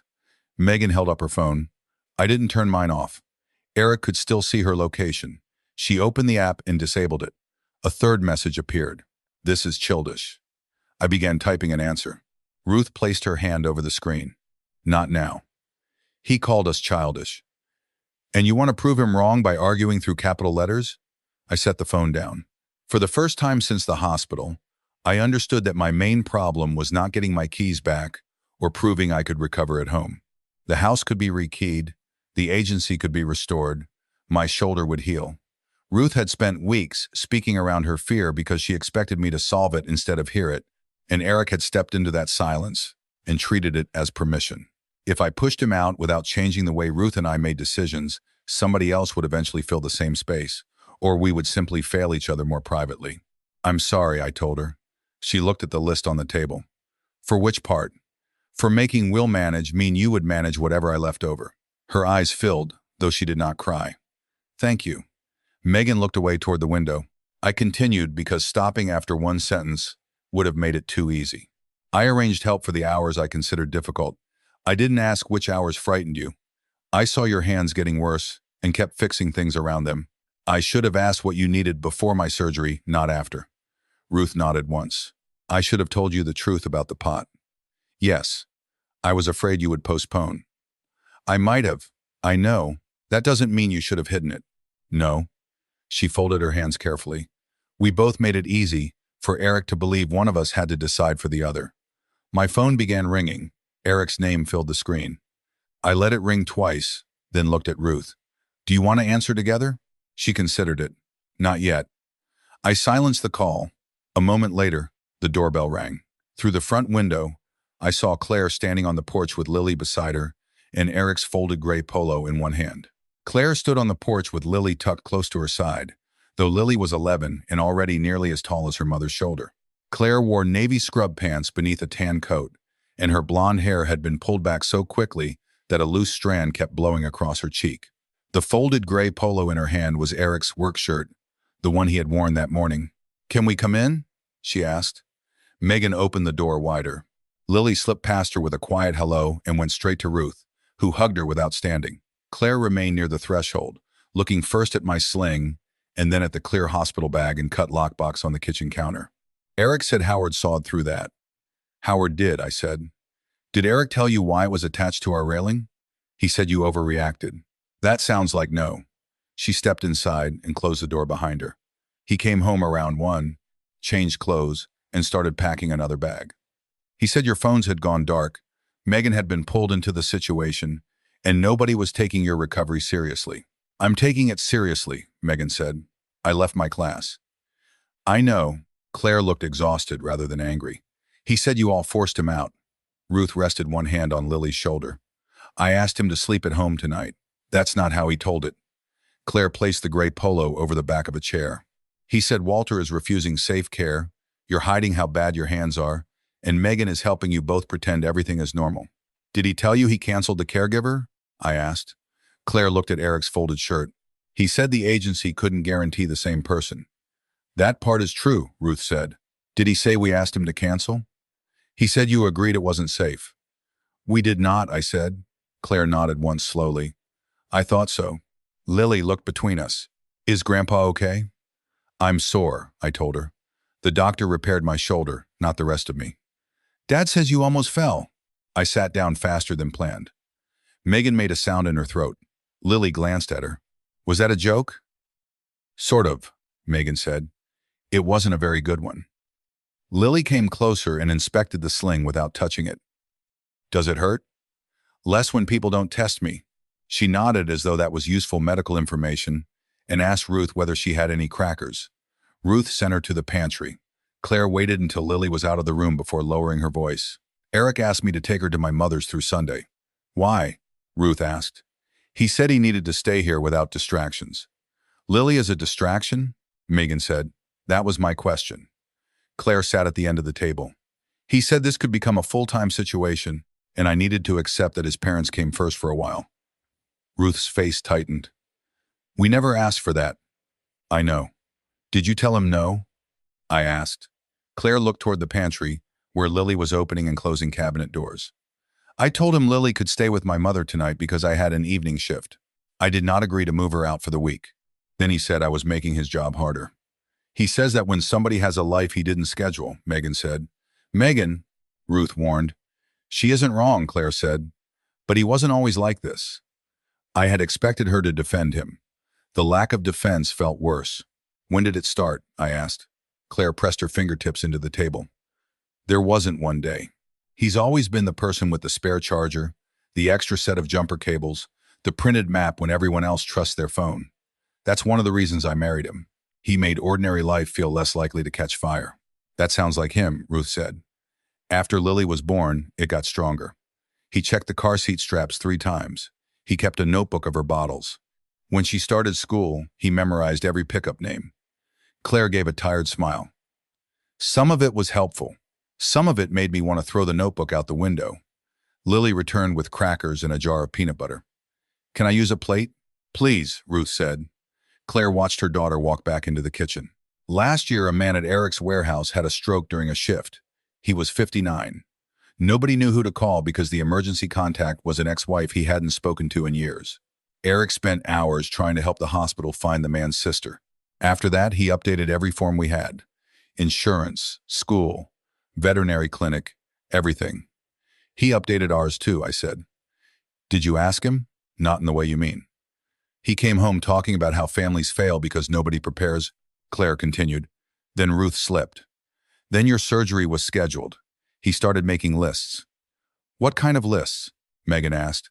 Claire looked toward the hallway, as if Eric might be standing there. Your medications. The doctors you see. The house accounts. Who has keys? What happens if Walter can't drive? What happens if Ruth's hands get worse? Ruth's hand closed around the edge of the table. How would he know all my medications? He asked me to help him organize a family binder. I assumed you knew. What binder? I asked. Claire shook her head. It's at our house. What is in it? Copies mostly. Phone numbers, account notes, insurance information, the surgery packet, a page about the agency. Copies of what?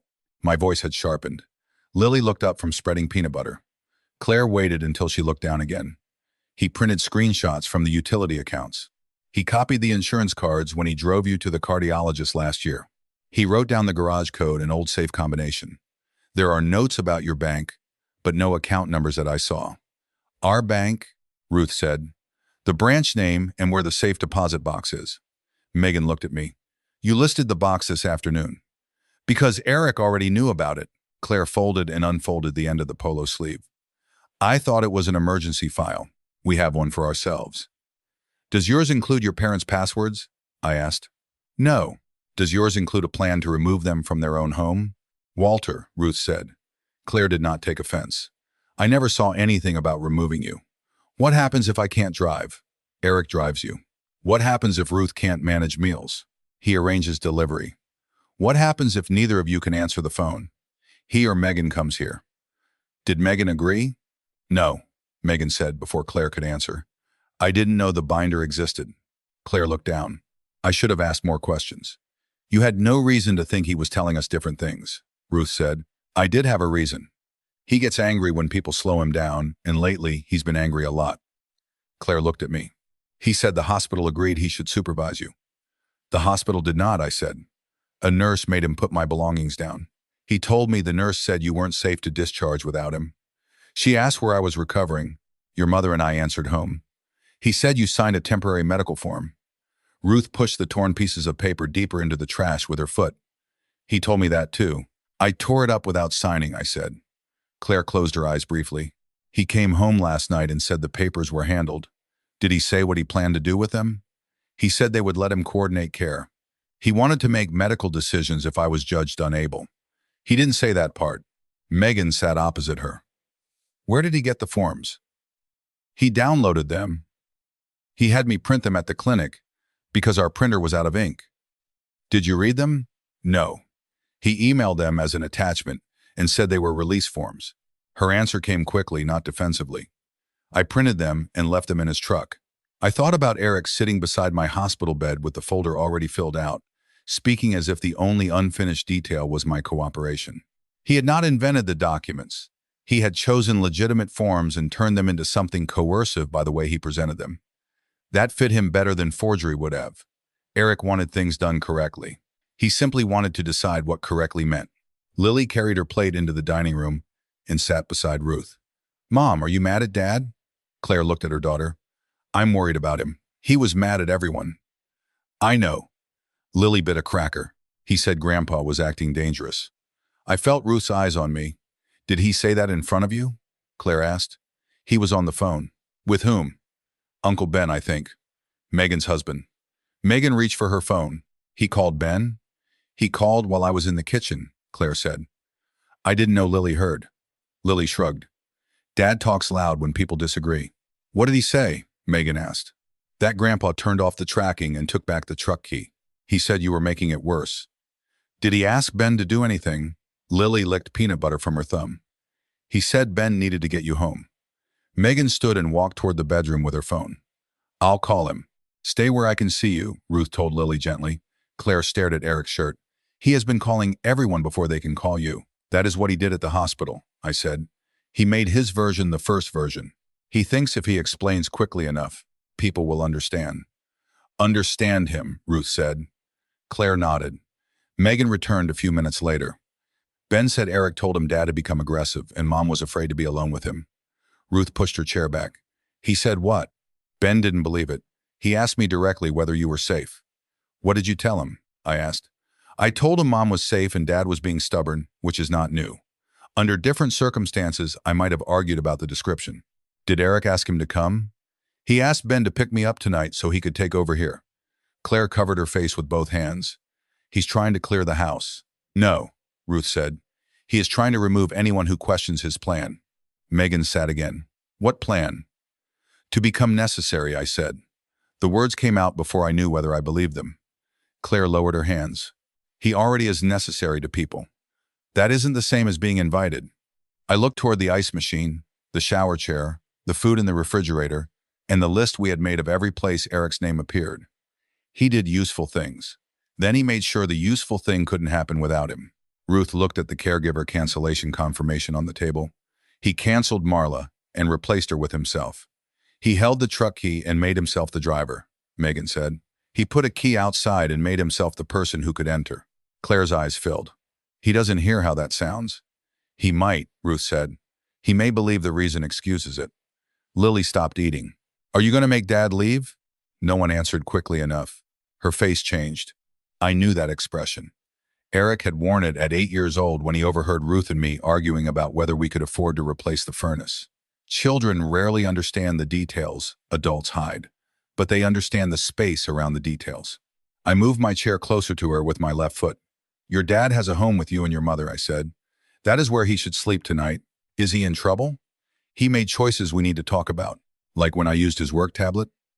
Something like that, except adults sometimes have more to fix. Did he lie?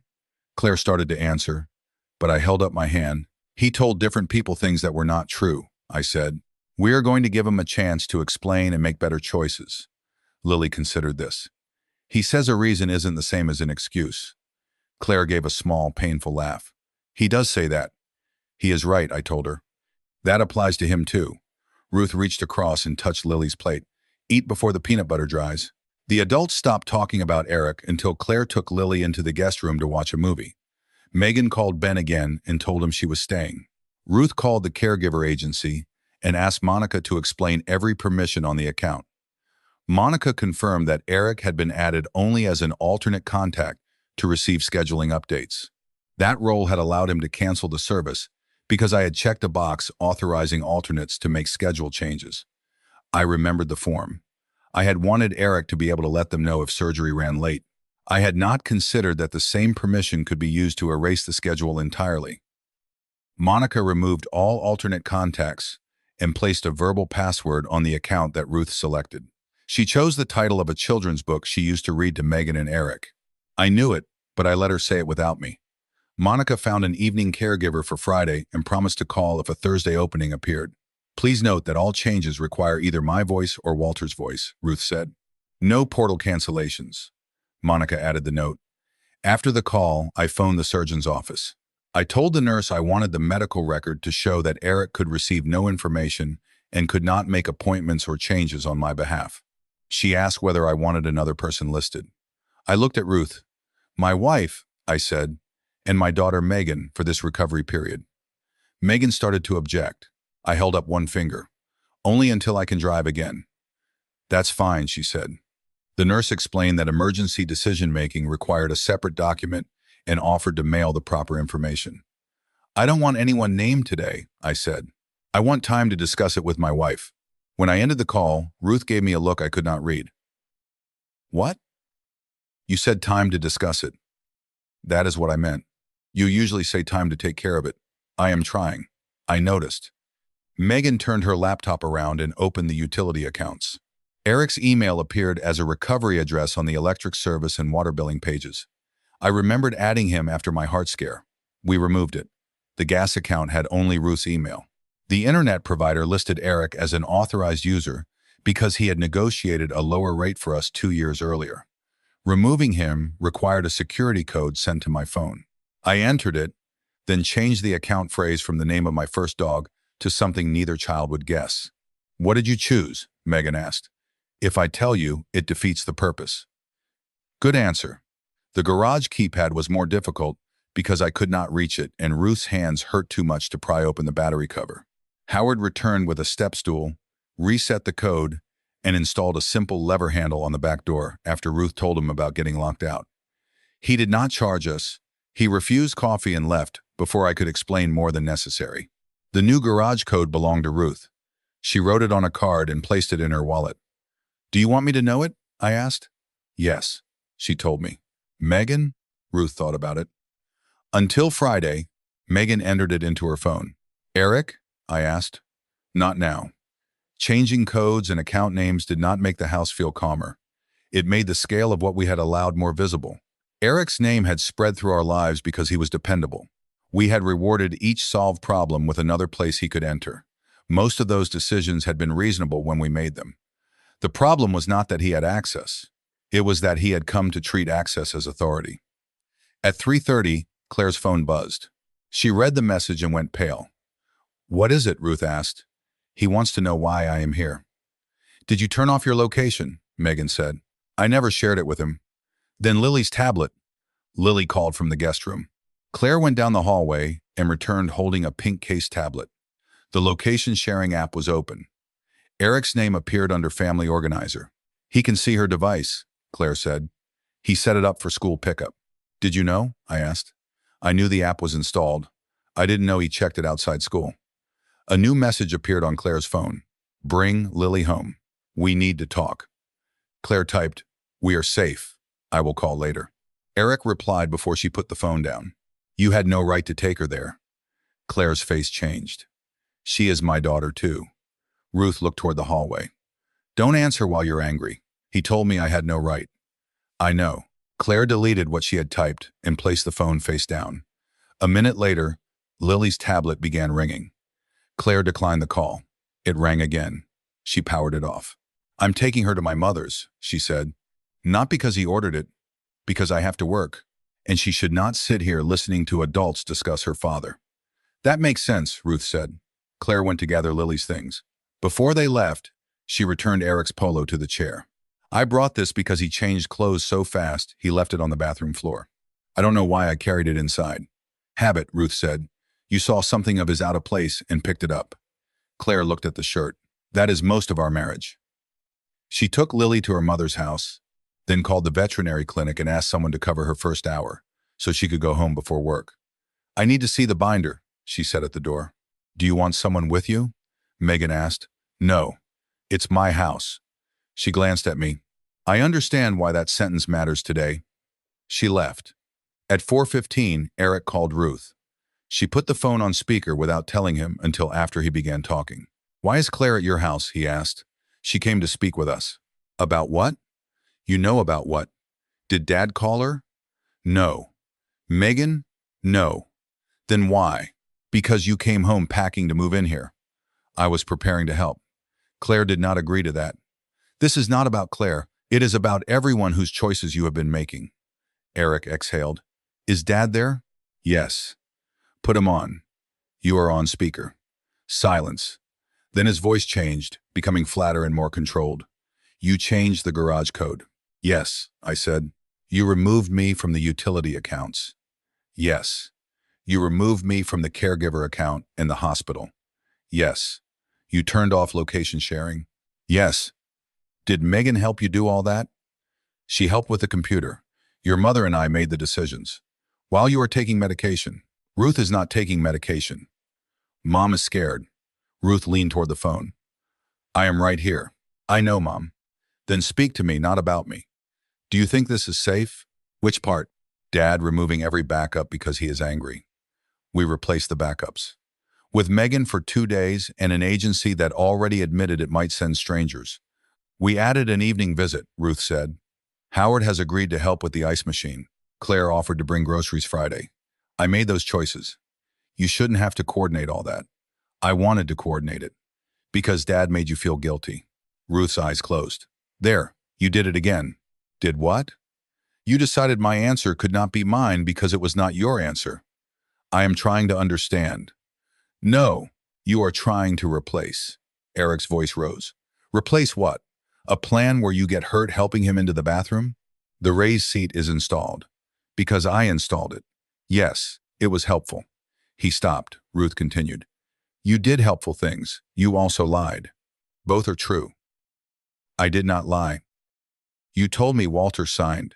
You told Walter I canceled Marla. You told Megan the family canceled. You told Claire the hospital required you. The hospital said he needed supervision. They said he needed help at home. I replied. They did not appoint you. Somebody had to make the arrangements. We had made them. Poorly. That did not make them yours to erase. Eric went silent again. In the background, I could hear a loading dock horn and the echo of a large concrete room. He was probably standing near the warehouse office. What do you want from me? He asked. Bring the binder to our house, I said. What binder? The family binder Claire told us about. That is an emergency file. It contains our information. Copies. Bring it. I'm at work. Tonight. Why? Because we are going through it together. No. The word came faster than I expected. Ruth and I looked at each other. Why not? She asked. Because Dad will destroy the only organized record we have. We? Megan said. Who is we? The family. I am the family, and I didn't know it existed. You live 2 hours away. That is not an answer. Eric lowered his voice. I created that file after Dad's heart scare. It has information we may need. Then make a list of public phone numbers, I said. You do not need screenshots of our accounts or notes about our bank. I do if something happens. If something happens, your mother will decide what you need. And if something happens to both of you, then legal documents decide, not your binder. You don't have current documents. That is our responsibility. You keep saying that as if responsibility is the same as ability. The sentence hung between us. My shoulder hurt, Ruth's hands were swollen, and Megan had left her classroom because we had not prepared as well as I thought. Eric had chosen the cruelest possible way to state a fact that contained some truth. I felt the old urge to answer the cruelty and ignore the truth. Our ability is limited this week, I said. Our authority is not. You're going to regret treating me like an intruder. Bring the binder. I'm not handing over something that protects you because you are angry. It does not protect us if we cannot see it. You can see it when I'm there. Then come tonight. Claire took Lily. Claire made a decision about her own daughter. You have no idea what is happening in my house. You have no idea what is happening in mine because you stopped asking. He breathed into the phone. I'm not coming tonight. Tomorrow? Ruth asked. I have work. After work. I need to speak to Claire. Do that, she said. Then bring the binder tomorrow evening. Are you telling me I can't come unless I bring it? No, I said. I am telling you the binder belongs here. It belongs with the person who will know what to do. Megan leaned closer to the phone. You mean you? I mean somebody responsible. You mean you, she repeated. Eric ended the call. He did not say goodbye.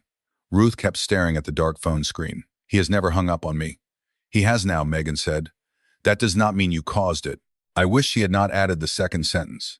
It sounded like the sort of comfort people offer when they do not know what else to do, and Ruth did not need a slogan. She needed her son to call back and hear her. He did not. Claire texted 20 minutes later. I found the binder. He took it. When? Ruth asked after Megan read it aloud. Claire says the shelf is empty. The space is clean, so it wasn't moved today. Where would he take it? Work, maybe, Megan said. His truck. I thought of Eric arriving at the hospital with the blue folder, calling Ruth from the hall, coming through our garage before dawn, and knowing within a minute that we had disabled location sharing. It has been with him, I said. He did not build it for an emergency. He carries it. Why? Ruth asked. I did not answer, because every answer would have been an inference about his mind. Claire called from her car. "There's more," she said. "I checked the desk. He has a second phone." "A work phone?" "No, an older personal phone. It is logged into the family email account he created." "What family email?" I asked. "Pierce Care Plan. He used it for the agency portal and to download the medical forms. There are messages from the home care company, the hospital education department, a meal delivery service, and 2 senior living communities." Ruth gripped the phone. "Senior living? Information requests. Nothing scheduled." "When?" "The first one was 4 months ago. Before my surgery was scheduled," I said. Claire's voice shook. "He asked about short-term recovery apartments, an assisted living assessment. He never submitted an application." A new fear entered the room, and I pushed it back before it could become larger than the facts. "Information is not a decision," I said. "He may have been comparing options." "Why hide the email?" Megan asked. "Because he knew I would say no," Ruth replied. "Or because he thought we would refuse to discuss it," I said. They looked at me. "That does not excuse it. I am trying to keep us with what we know," Claire continued. "There are drafts that were never sent.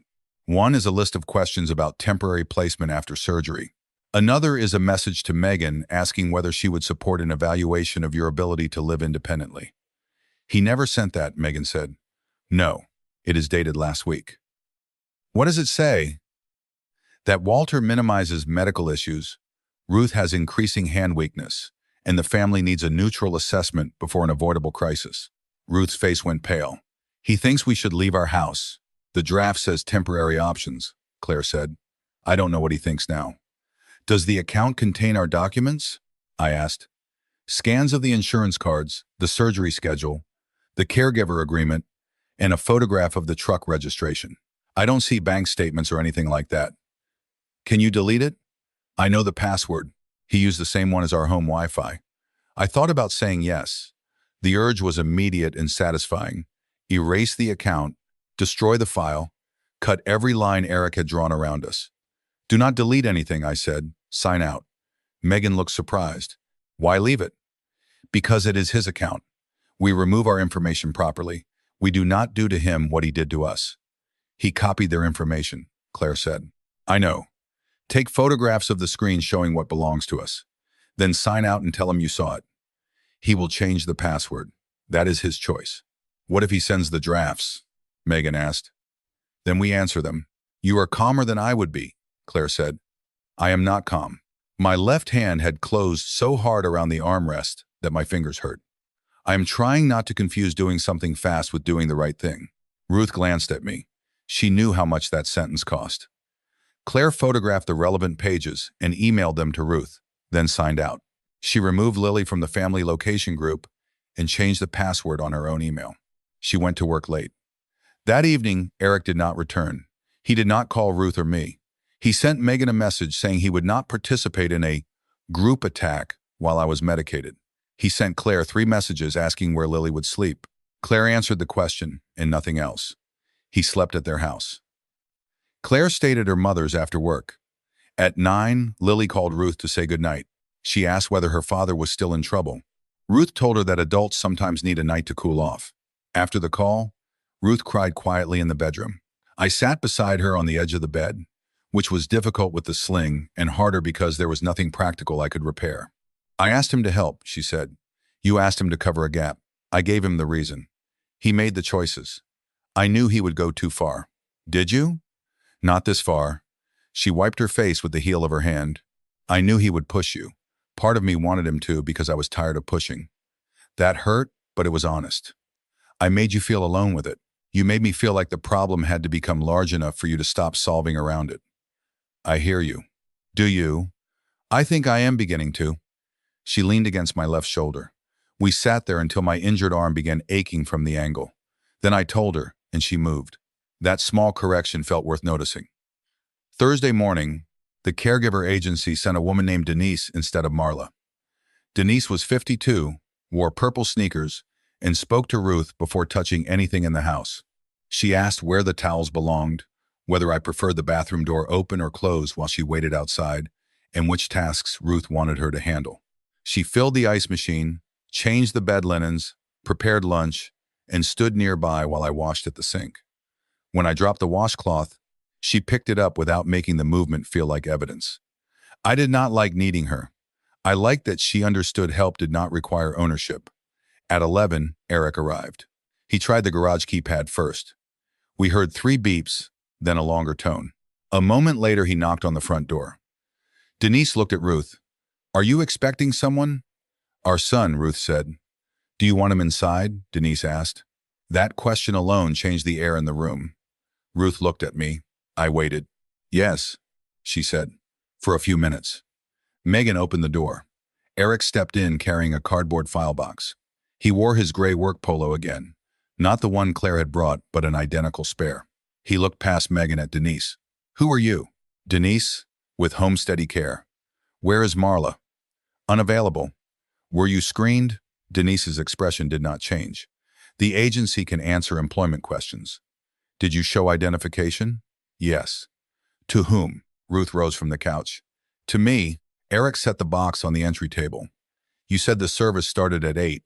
It is 11. She has been here since 8, Ruth said. "Then why didn't anyone answer the garage?" "Because you did not have the code." "I know I did not have the code." "Then why did you try it?" He looked at the keypad through the window. "Habit." I almost laughed. "Is that the binder?" I asked. "Copies from it." "Where is the original?" "Safe." "Whose safe?" "Mine." "Bring the original." "No." Denise picked up her tote. "I can step outside." "You do not have to," Ruth said. "Your shift is not over." Eric looked at her. "You're discussing private family information in front of a paid stranger. She is here to help Walter. You arrived during her shift." "I brought what you demanded." He opened the file box. Inside were folders labeled medical, house, contacts, vehicles, insurance, and care options. The labels were printed in block letters. "These are copies of anything related to you." I removed my notes. "Your notes were about us," I said. "My notes are mine." The email account contained photographs of our documents. "For backup. Delete them."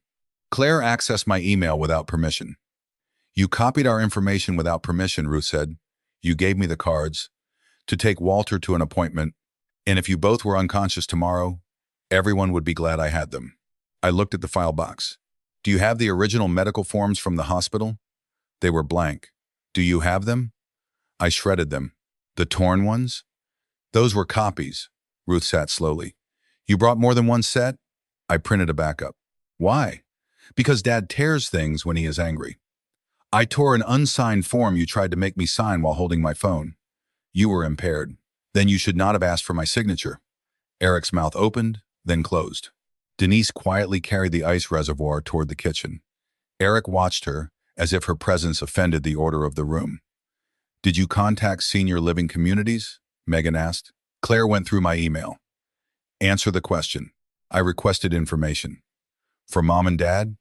"For temporary recovery." 4 months ago? I was planning ahead. Dad's surgery was scheduled 6 weeks ago. He had been delaying it for months. "Who told you?" "His doctor said he needed the repair." I looked at him. "My doctor did not speak to you." "You told me." "I told you surgery might happen someday." "And Mom's hands were getting worse." "You knew about her hands before I did, because she told me. She trusted you." "Yes, and you used it to build a plan she did not see." "I built options." "Options belong to the people choosing." Eric pressed both palms onto the file box. "What is your plan if Mom cannot help you tonight?" "Denise leaves at noon," I said. "Megan is here until 5. Howard will refill the machine before dinner. The agency sends someone from 7 to 9. Ruth sleeps in the bedroom. I sleep in the recliner. I call for help before I stand if I feel unsteady." "And tomorrow?" Denise returns. Claire brings groceries. Megan goes home. "You may visit for 2 hours in the evening if Claire agrees and if your mother asks you." His face changed at that last condition. "If Mom asks me?" Ruth nodded. "Yes. I am your son. That does not make every visit automatic while we are recovering. So I need an appointment now. For a few days. Because I canceled one caregiver. Because you entered through the garage after being told to knock, held Walter's keys, lied about his signature, told people I was afraid of him, and kept files about our future without speaking to us." Ruth's voice shook but did not weaken. "Do not shrink this to one cancellation." Eric looked toward Denise, then at Megan. "This is humiliating. Then take the box into the dining room, I said. We can finish privately.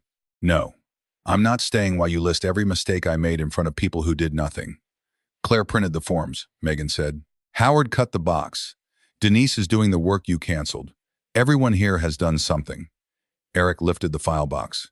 I should leave. Set it down, I said. Those copies belong to us. He held it tighter. They are my paper and toner. The information is ours. You can make your own copies. Set it down. He looked directly at me. For several seconds, neither of us moved. My body was in no condition to stop him if he carried it out. He knew that. I knew it. Ruth stood and placed herself between him and the door. Leave the box. Mom, leave it. You don't understand what he is doing. Do not explain my husband to me. He is cutting off the person who knows the most. That is why this hurts. Eric's grip loosened. He lowered the box to the entry table. Fine. The original binder, I said. I am not bringing it here. Then remove every copy of our personal information and give it to us. I already did. Claire saw photographs in the email. I deleted them. All of them? Yes. We will take your word for now. He gave a bitter laugh. How generous. I reached into the clear hospital bag on the counter and removed the brass house key he had returned. You still have another copy? The one you gave me. Bring it Sunday. Why Sunday? We are having lunch at 1. You, Claire, Megan, if she can return, your mother and me. A trial? A family conversation. With exhibits? He glanced at the lockbox and file box. Bring the key, the binder after removing your private notes, and any copy of our garage code, insurance cards, medical forms, or account information. You expect me to hand over years of work? I expect you to return what belongs to us.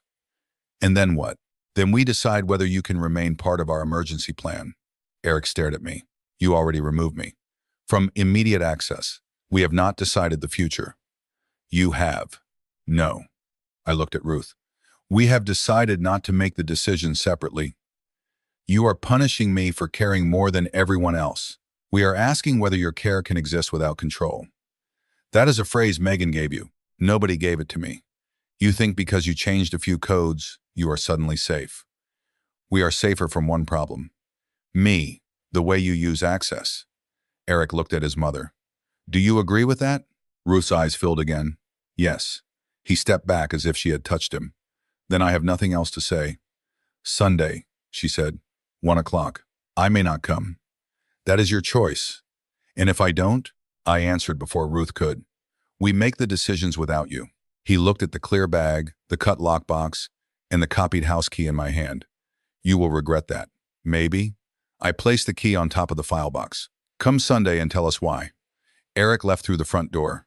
He did not slam it. He closed it gently, which somehow made the room feel less settled. Denise returned from the kitchen, holding the refilled ice reservoir. Where would you like this? She asked. Beside the chair, I said. She carried it there, connected the tubing, and waited until the pump ran smoothly.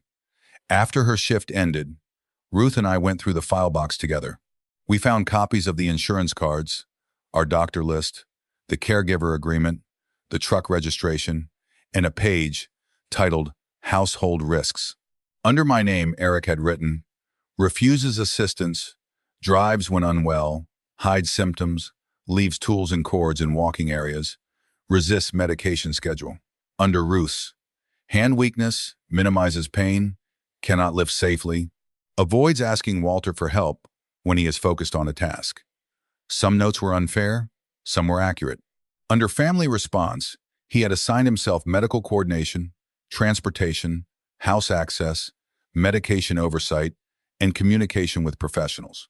Megan was assigned weekend coverage and school break support. Claire was assigned meals and errands. Ben was assigned home maintenance.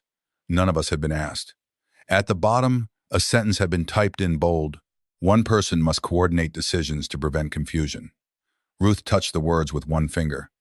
This is what he believes. Yes, he did not write that he must be the person. He assigned himself every central part, because he thinks he is the only one who will do it. I turned the page. Behind it was a weekly schedule beginning with my surgery date. Eric had placed himself in our house every morning and evening through the following Monday. He had placed Claire and Lily at Claire's mother's home on the weekend.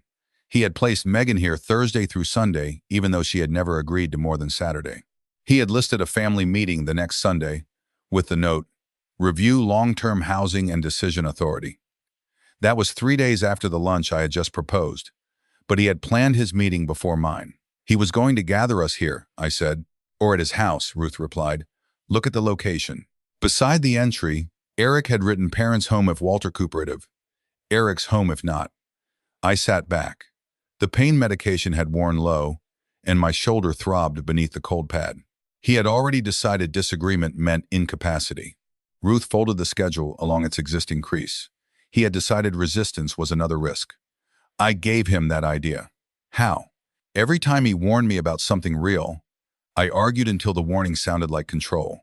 He learned that if he wanted action, he had to move before I could say no. You did not teach him to lie. No, but I taught him conversation with me was a delay. Ruth looked at the bold sentence again, and I taught him fear would get more attention from him than it got from you. We sat with that. A person can help build the road that carries someone toward a bad choice without being responsible for where they drive. I was trying to understand my part without taking ownership of his. It was a narrow line, and I did not always stay on it.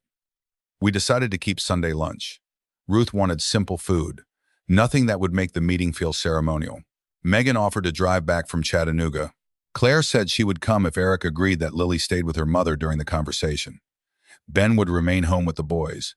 Howard would not be involved. Denise would not be working. No professional would sit at the table and tell us how to be a family. Friday morning, the surgeon's office confirmed that my shoulder had not been damaged by the bathroom incident. Denise helped me shower using the chair Eric had purchased.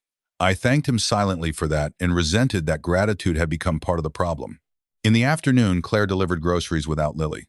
She told us Eric had slept in the guest room at their house and left before dawn. He had changed the password on the family email account. He had not returned the binder. "Did he agree to Sunday?" Ruth asked. "He said he would think about it." "What do you think?" I asked Claire.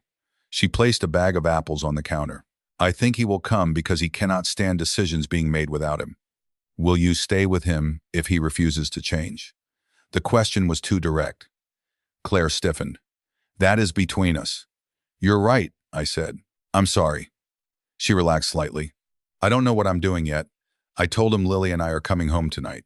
I also told him the binder cannot stay in our house unless your information is removed." "What did he say?" "He said everyone was betraying him at once." Ruth looked down. "He feels abandoned." "He is not abandoned," Claire said.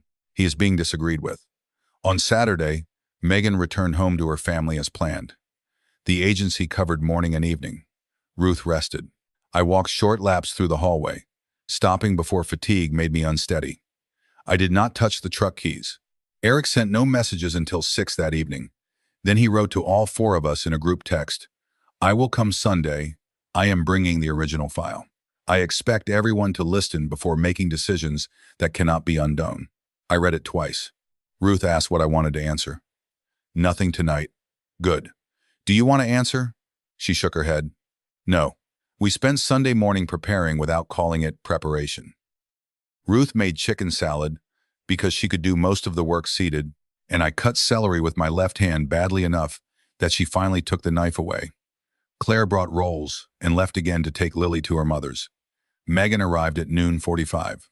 She placed the cut lockbox on the dining table beside the clear hospital bag and the file box. "Too much?" she asked.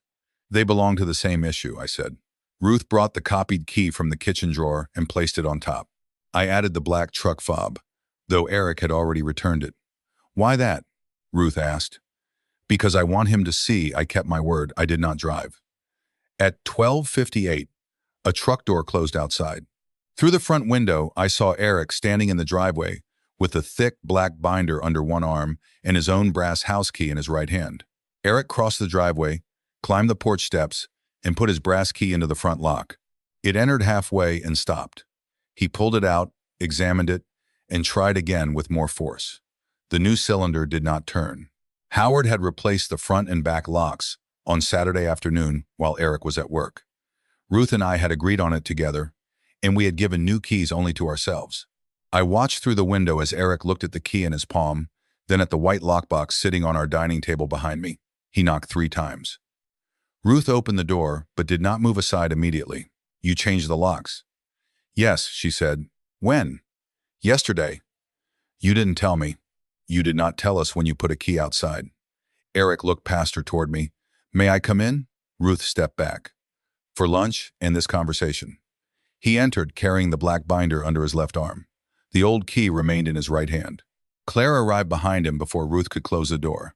She had parked at the curb rather than in the driveway. Eric turned when he heard her shoes on the porch.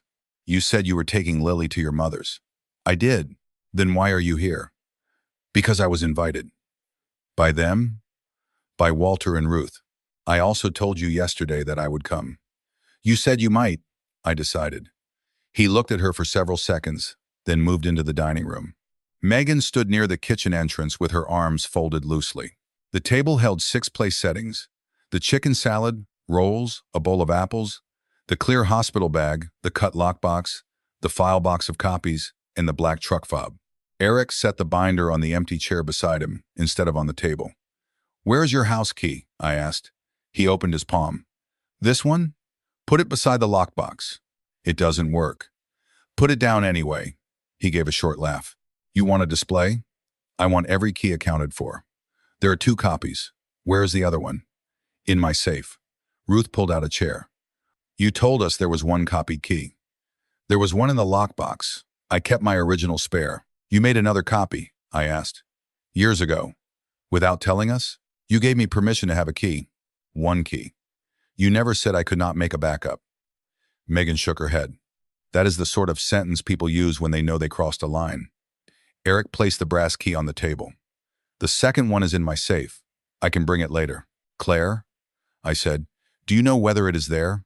Eric's head turned sharply. Why are you asking my wife to verify me?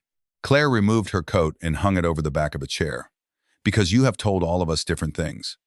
Do you know? I asked again. I've seen a labeled envelope in the small safe, she said. I do not know what is inside. You went through the safe too? Eric asked. No. You showed me the envelope when you updated our own documents. Then why did you make it sound suspicious? I answered Walter's question. Eric sat. Claire chose the chair farthest from him. Ruth asked whether anyone wanted coffee. No one did. She served the chicken salad anyway because she had made it, and because beginning with food kept us from beginning with shouting. We passed plates. Eric took a roll but did not eat it. He watched me use my left hand to steady the fork. How is the shoulder? He asked. Healing. Any more incidents? No. Denise still coming? Morning and evening through Tuesday. Then mornings only if Ruth and I agree. You need more than that. We will decide. His jaw moved slightly. You keep saying that because you keep waiting for a different answer. Ruth placed her napkin beside her plate. Eric, open the binder. We should talk before we tear apart the only complete file. Open it, she repeated. He lifted the binder from the chair and set it in front of him. The black cover was thick enough to hold several hundred pages. A white label on the spine read, Pierce, Family Continuity. I had not seen that title before. Continuity, Megan said. What did you want him to call it? Eric asked. Not ours. It is a family file, created by one family member and hidden from the rest. I did not hide it, Claire looked at him. It was in your work cabinet, then your truck, then your safe. Because it contains private information. Our private information, Ruth said. Eric opened the cover. A plastic sleeve held a typed index. Medical, housing, transportation, accounts, emergency roles, care options, family contacts, property. Each section had colored tabs. He turned to the first one. I removed everything that belonged only to Claire, Lily, or me. These are the pages connected to you. How many copies exist? I asked. Paper copies? Paper and electronic. Some scans are in the email account. You told us you deleted them. I deleted the images Claire saw. Are there others? Backups. Ruth stopped moving. Where? Encrypted cloud storage. Megan leaned forward. Whose account? Mine. What is backed up? Insurance cards, contact lists, the surgery schedule, household information, vehicle records, and the care plan. Delete them, I said. Not until you have a replacement. We are not replacing your file with another version of your file. Then what happens if the house burns? We retrieve documents from the companies that issued them. What happens if both of you are unconscious? The hospital treats us. The people listed on our current forms are contacted. Megan lives 2 hours away. Distance does not give you permission. You made me your emergency contact. I did. For years. Yes. You gave me the keys, codes, and account access. Yes. You told me after your heart attack that if you ever acted stubborn again, I should ignore you and do what was necessary. I remembered saying something close to that. I had been sitting in a cardiology room wearing a paper gown, embarrassed that Eric had found me on the garage floor. He had been 29. His face had looked gray with fear. I said if I had chest pain and refused help, call an ambulance. You said, don't listen to me next time. About a medical emergency. This was medical. Scheduled shoulder surgery was not the same as chest pain. You were confused. For half a minute, you nearly fell. After you had already canceled the caregiver would not have prevented you from trying to wash alone. She was not scheduled until 8. The bathroom incident happened after 8. Because the agency was gone. Because you canceled it. He pressed one hand against the binder. We can go in circles all day. Then stop returning to the beginning, Claire said. Eric looked at her. I am explaining why I acted. We understand why you were afraid. No, you don't. I understand you thought Walter would minimize risk. I understand you did not trust Ruth's hands. I understand you believed somebody needed to coordinate. None of that explains why you lied to each person. I did not lie to control anyone. A lie does not become true because you liked your reason. He pushed his chair back a few inches. You have been waiting to say that. No, Lily said something close to it. Now our daughter is part of this? She heard you on the phone calling Walter dangerous. Ruth set down her fork. Let us keep Lily out of the room. I agree, Claire said. That is why she is not here. But she has already heard everyone's version except mine, Eric said. She heard yours first, Claire replied. That is usually how you arrange it. He turned toward me. Is this why you invited her? So she could announce she is leaving me in front of everyone? Claire's face hardened. I have not announced anything. You slept at your mother's. Because you told me your parents came first and tried to send Lily away for a week. I was trying to keep her routine stable by removing her from home for a few days without asking me. I asked, you informed. Their voices had risen. Ruth lifted one hand. This meeting is about what Eric did with our access and information. Your marriage belongs to you. Thank you, Claire said. Eric looked at his mother as though she had chosen Claire over him. You are all pretending these things can be separated. They are connected, I said, but not owned by one person. He stared at me. You have become very comfortable with that sentence. I have had a few days to practice asking. Asking whom? Megan? Claire? A caregiver who gets paid to agree with you? Denise was not there, but Eric's dismissal of her still irritated me. I reached for the file box with my left hand and pulled it closer. These are the copies you brought Thursday. We checked them against the list Claire photographed. Several items are missing. I removed duplicates. The truck registration is here. The photograph from your email was deleted, according to you. Is there another copy in your cloud account? Yes. The insurance cards? Yes. The caregiver agreement? Yes. The notes about senior housing? Those are my research.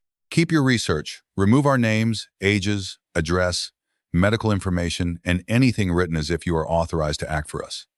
That would make the file useless. That is the point. Then you have no emergency record. We have the records we choose to maintain. Where? Different places. He looked almost offended by the idea. That is exactly the problem. Different people will have different pieces. No one person needs every piece, Ruth said. The hospital needs medical information. The caregiver agency needs its schedule. The utility companies need billing contacts. Howard needs no medical file to refill an ice machine. And if one person has to put it all together, then that person asks, she said. Eric looked around the table. You think you have solved this because you spread responsibility among people who were not here when Dad almost died. Megan's expression softened. I know you were there. You were in college. I know.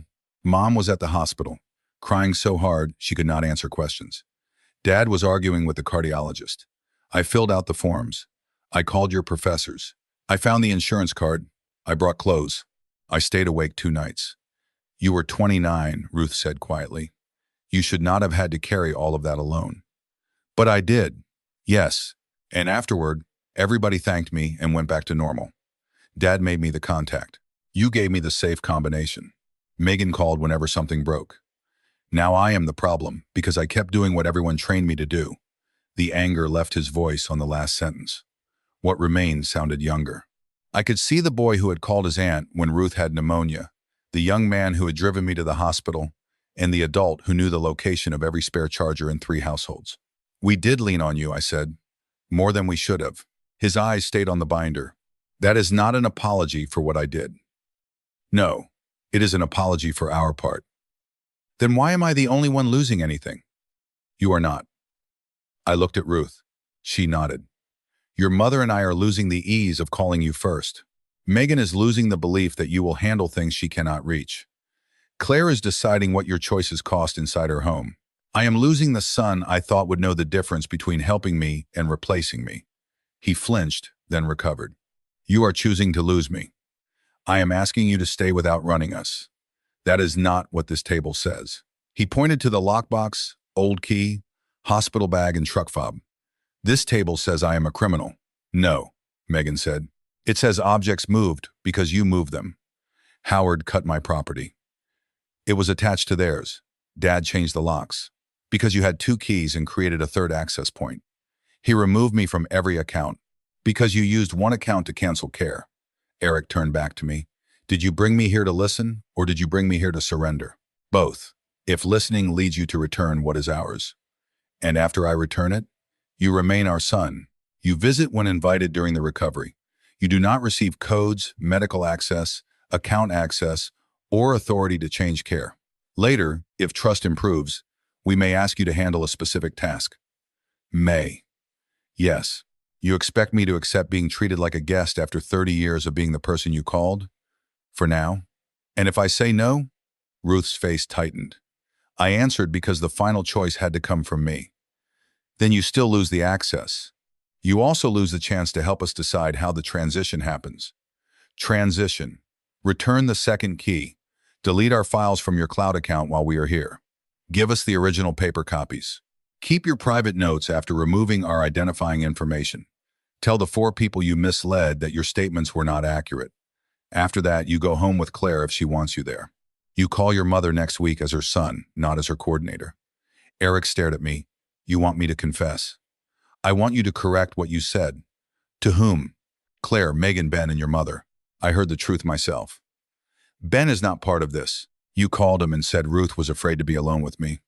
I said she was overwhelmed. Megan shook her head. He told me the exact words. Then Ben misunderstood. You keep finding misunderstandings that all move in your direction, Claire said. Eric's hand tightened on the edge of the binder. And if I delete everything, what stops Dad from driving tomorrow? His word, Ruth said. His word nearly killed him once. Then my judgment.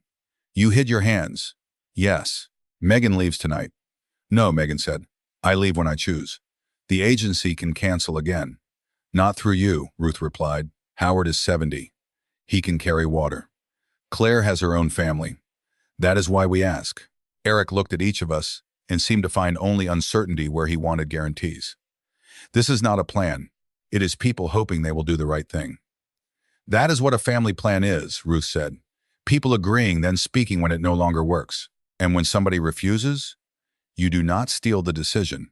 He stood so quickly his chair struck the wall. I did not steal anything. You held my keys, I said, for 1 day. You canceled paid care. I replaced it, with yourself, because I was available. You lied about my signature, because Mom was panicking. Ruth rose too. I was asking to see Walter. You would have made him more agitated. You did not know that. I know both of you. You know how to predict our objections, she said. That is not the same as knowing our choices. He lifted the binder from the table. This is pointless. Set it down, I said. I brought it. I listened. You had already decided. We decided what happens if you refuse. Same thing. He moved toward the front door. Claire did not stand. Megan did. Ruth took 1 step, but I stopped her with my left hand. Eric. He turned. The binder remained under his arm. You still have 1 workable choice, I said. Sit down, open your account, delete our information, hand me the paper records, bring the 2nd key before tonight. You keep your place in this family, but not the role you created. My place? His face reddened. You mean a chair at lunch when you need to lecture me? I mean birthdays, dinners, Lily's visits, phone calls with your mother. Ordinary things.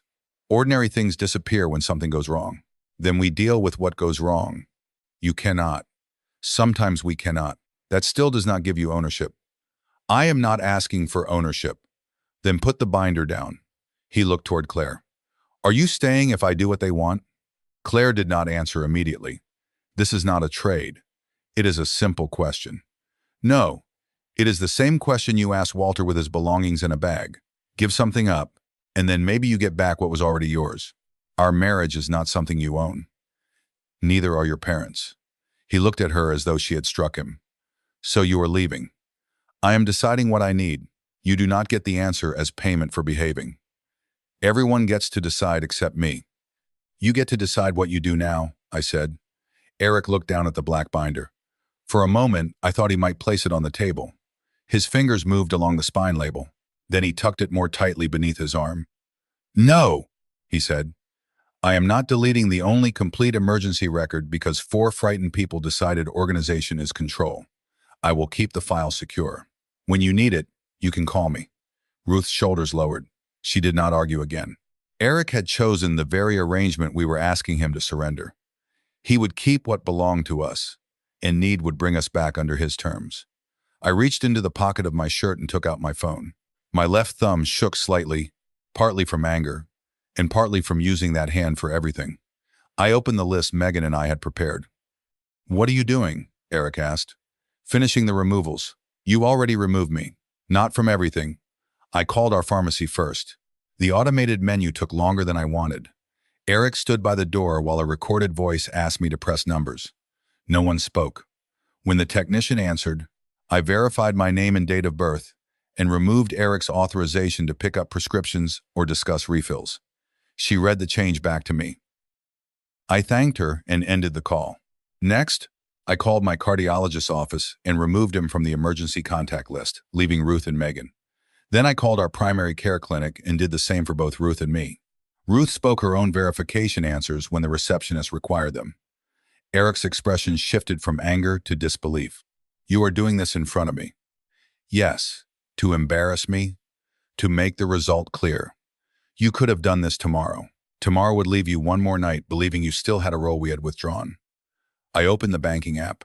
Eric had no power over our money, but he remained listed as a person allowed to receive the sealed document envelope from our safe deposit box if Ruth and I both became unavailable and a bank officer approved the request.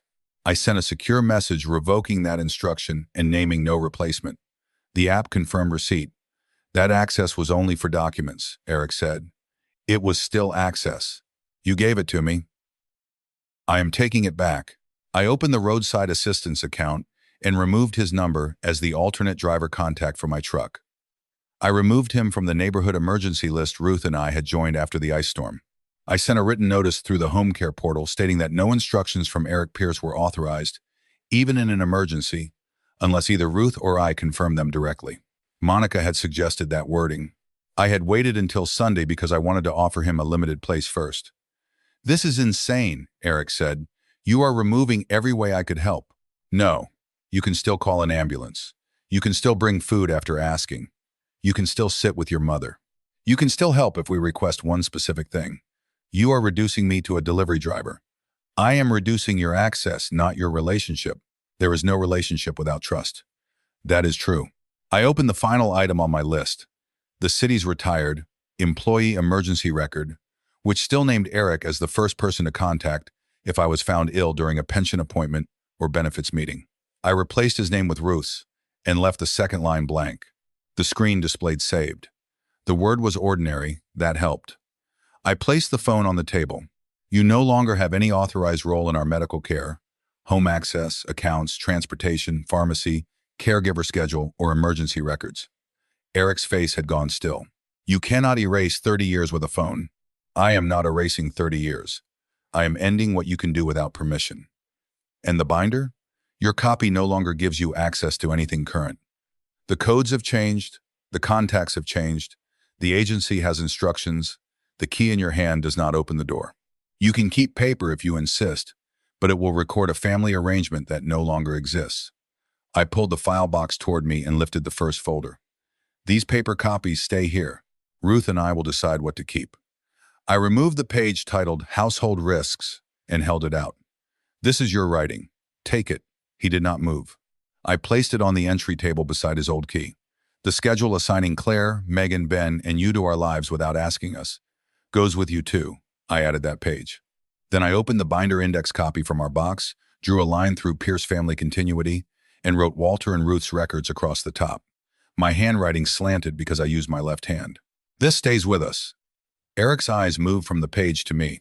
You think crossing out a label makes you independent? No. Asking for help makes us dependent in honest ways. That label made dependence belong to you. He set the binder on the entry table, so suddenly the old key jumped. Fine, take it. Open it. You wanted it. Take it. I need to know what is inside before you leave. Read it yourself. He moved toward the door. Eric, Ruth said. He stopped, but did not turn. Bring the second key tonight. The locks are changed. Bring it anyway. Why? Because it belongs to us. It is a piece of useless brass. Then returning it should be easy. He looked back at her.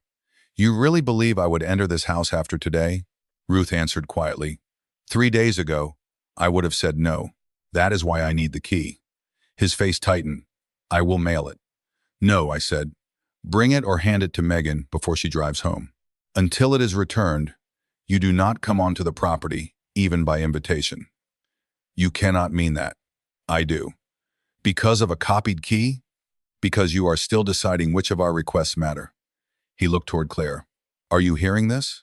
Yes. And you agree? I agree that you should return the key. That was not the question. It is the only answer I am giving here. Eric opened the front door. The afternoon light made him squint. He looked down at the brass key on the table and left it there. I will bring the other one, he said.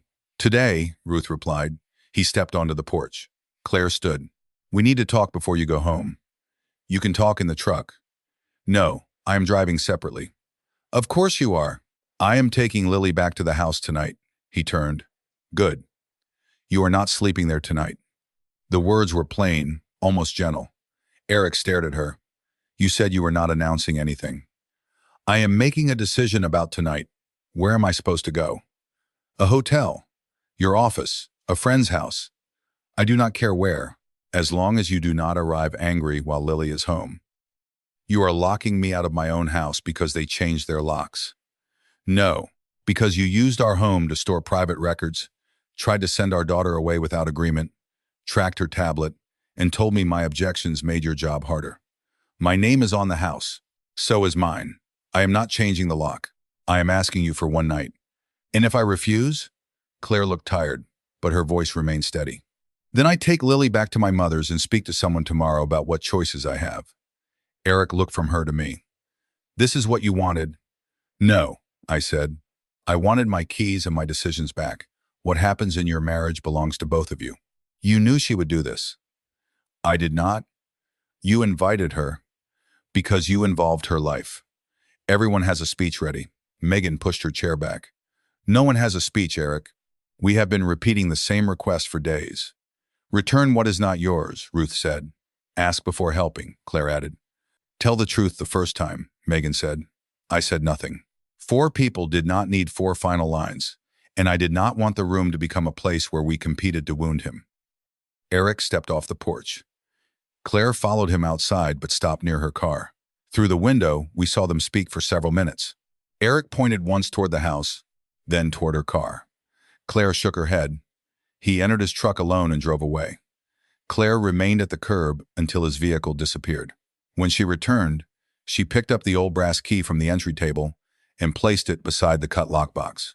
He said he will bring the second one to Megan before 6. Thank you, Ruth said. Claire looked at the binder. Do you want me to help check the digital files against the paper? Not today, I said. Today we eat. The chicken salad had warmed on the table. The rolls were dry around the edges. We ate anyway. No one congratulated me. No one said we had handled things perfectly. Ruth asked Claire whether Lily had finished her science project. Megan complained that Ben had allowed their boys to eat frozen pizza for breakfast. I dropped a piece of chicken onto my shirt and could not reach it with my right hand. Claire handed me a napkin without comment. At 5:40, Megan's phone rang. Eric was parked outside her house in Chattanooga, more than 2 hours away. He had driven directly there. Ben went to the porch and received a sealed envelope.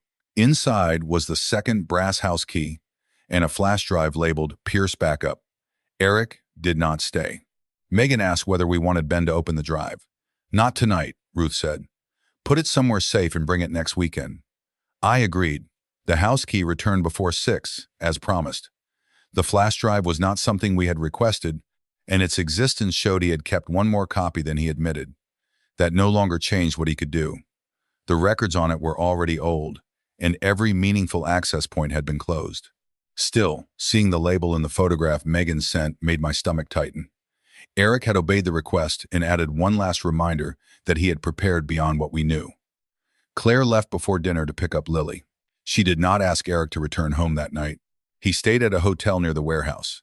On Monday, he sent Ruth a message correcting what he had told her at the hospital. Walter did not sign the documents, and he did not agree to recover at my house. He sent Megan a separate message, acknowledging that the family had not canceled the caregiver. He told Ben that Ruth had not said she was afraid of me. He told Claire he had misrepresented what the hospital required. The messages were brief and contained no apology. Ruth read hers twice and placed the phone face down. "He did what we asked." "Part of it," I said. "That is all I am saying." We opened the binder that afternoon with Denise nearby, but not involved.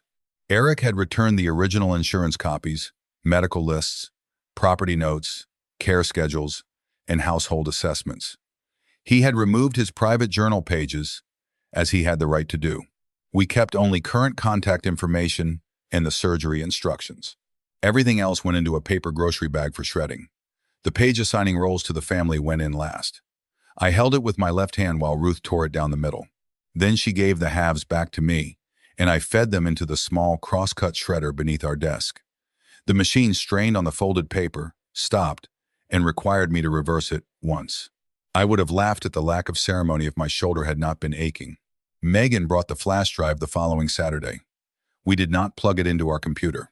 I placed it in the same bag as the remaining papers and took both to the document destruction bin at the credit union when Howard drove me to a follow-up appointment.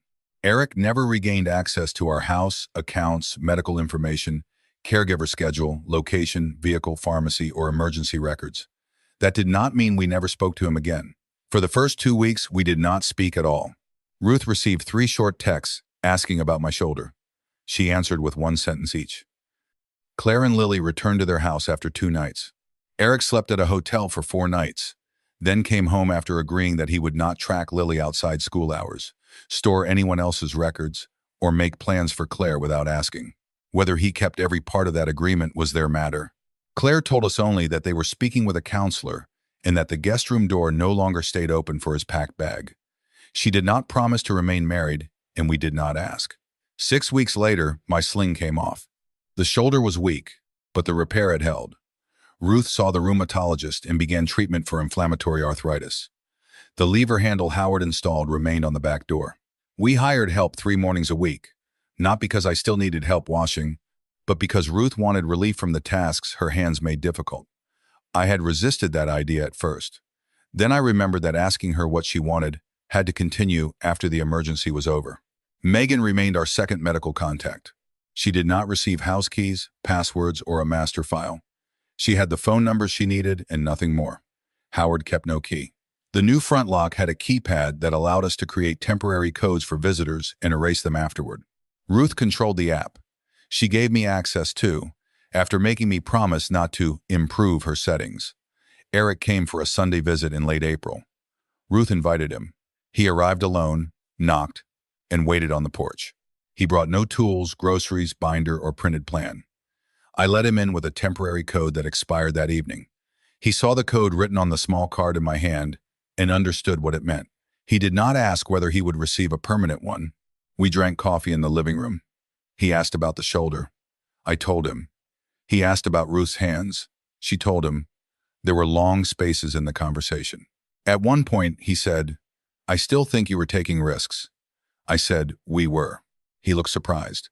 I also think I had reasons. You did, but you do not think the reasons were enough. No. He nodded and stared into his coffee. I do not know how to stop seeing the things people miss. I am not asking you to stop seeing them. You are asking me not to fix them. I am asking you to tell us what you see and wait for an answer. What if the answer is wrong? Then you decide whether the danger is immediate. Chest pain is immediate.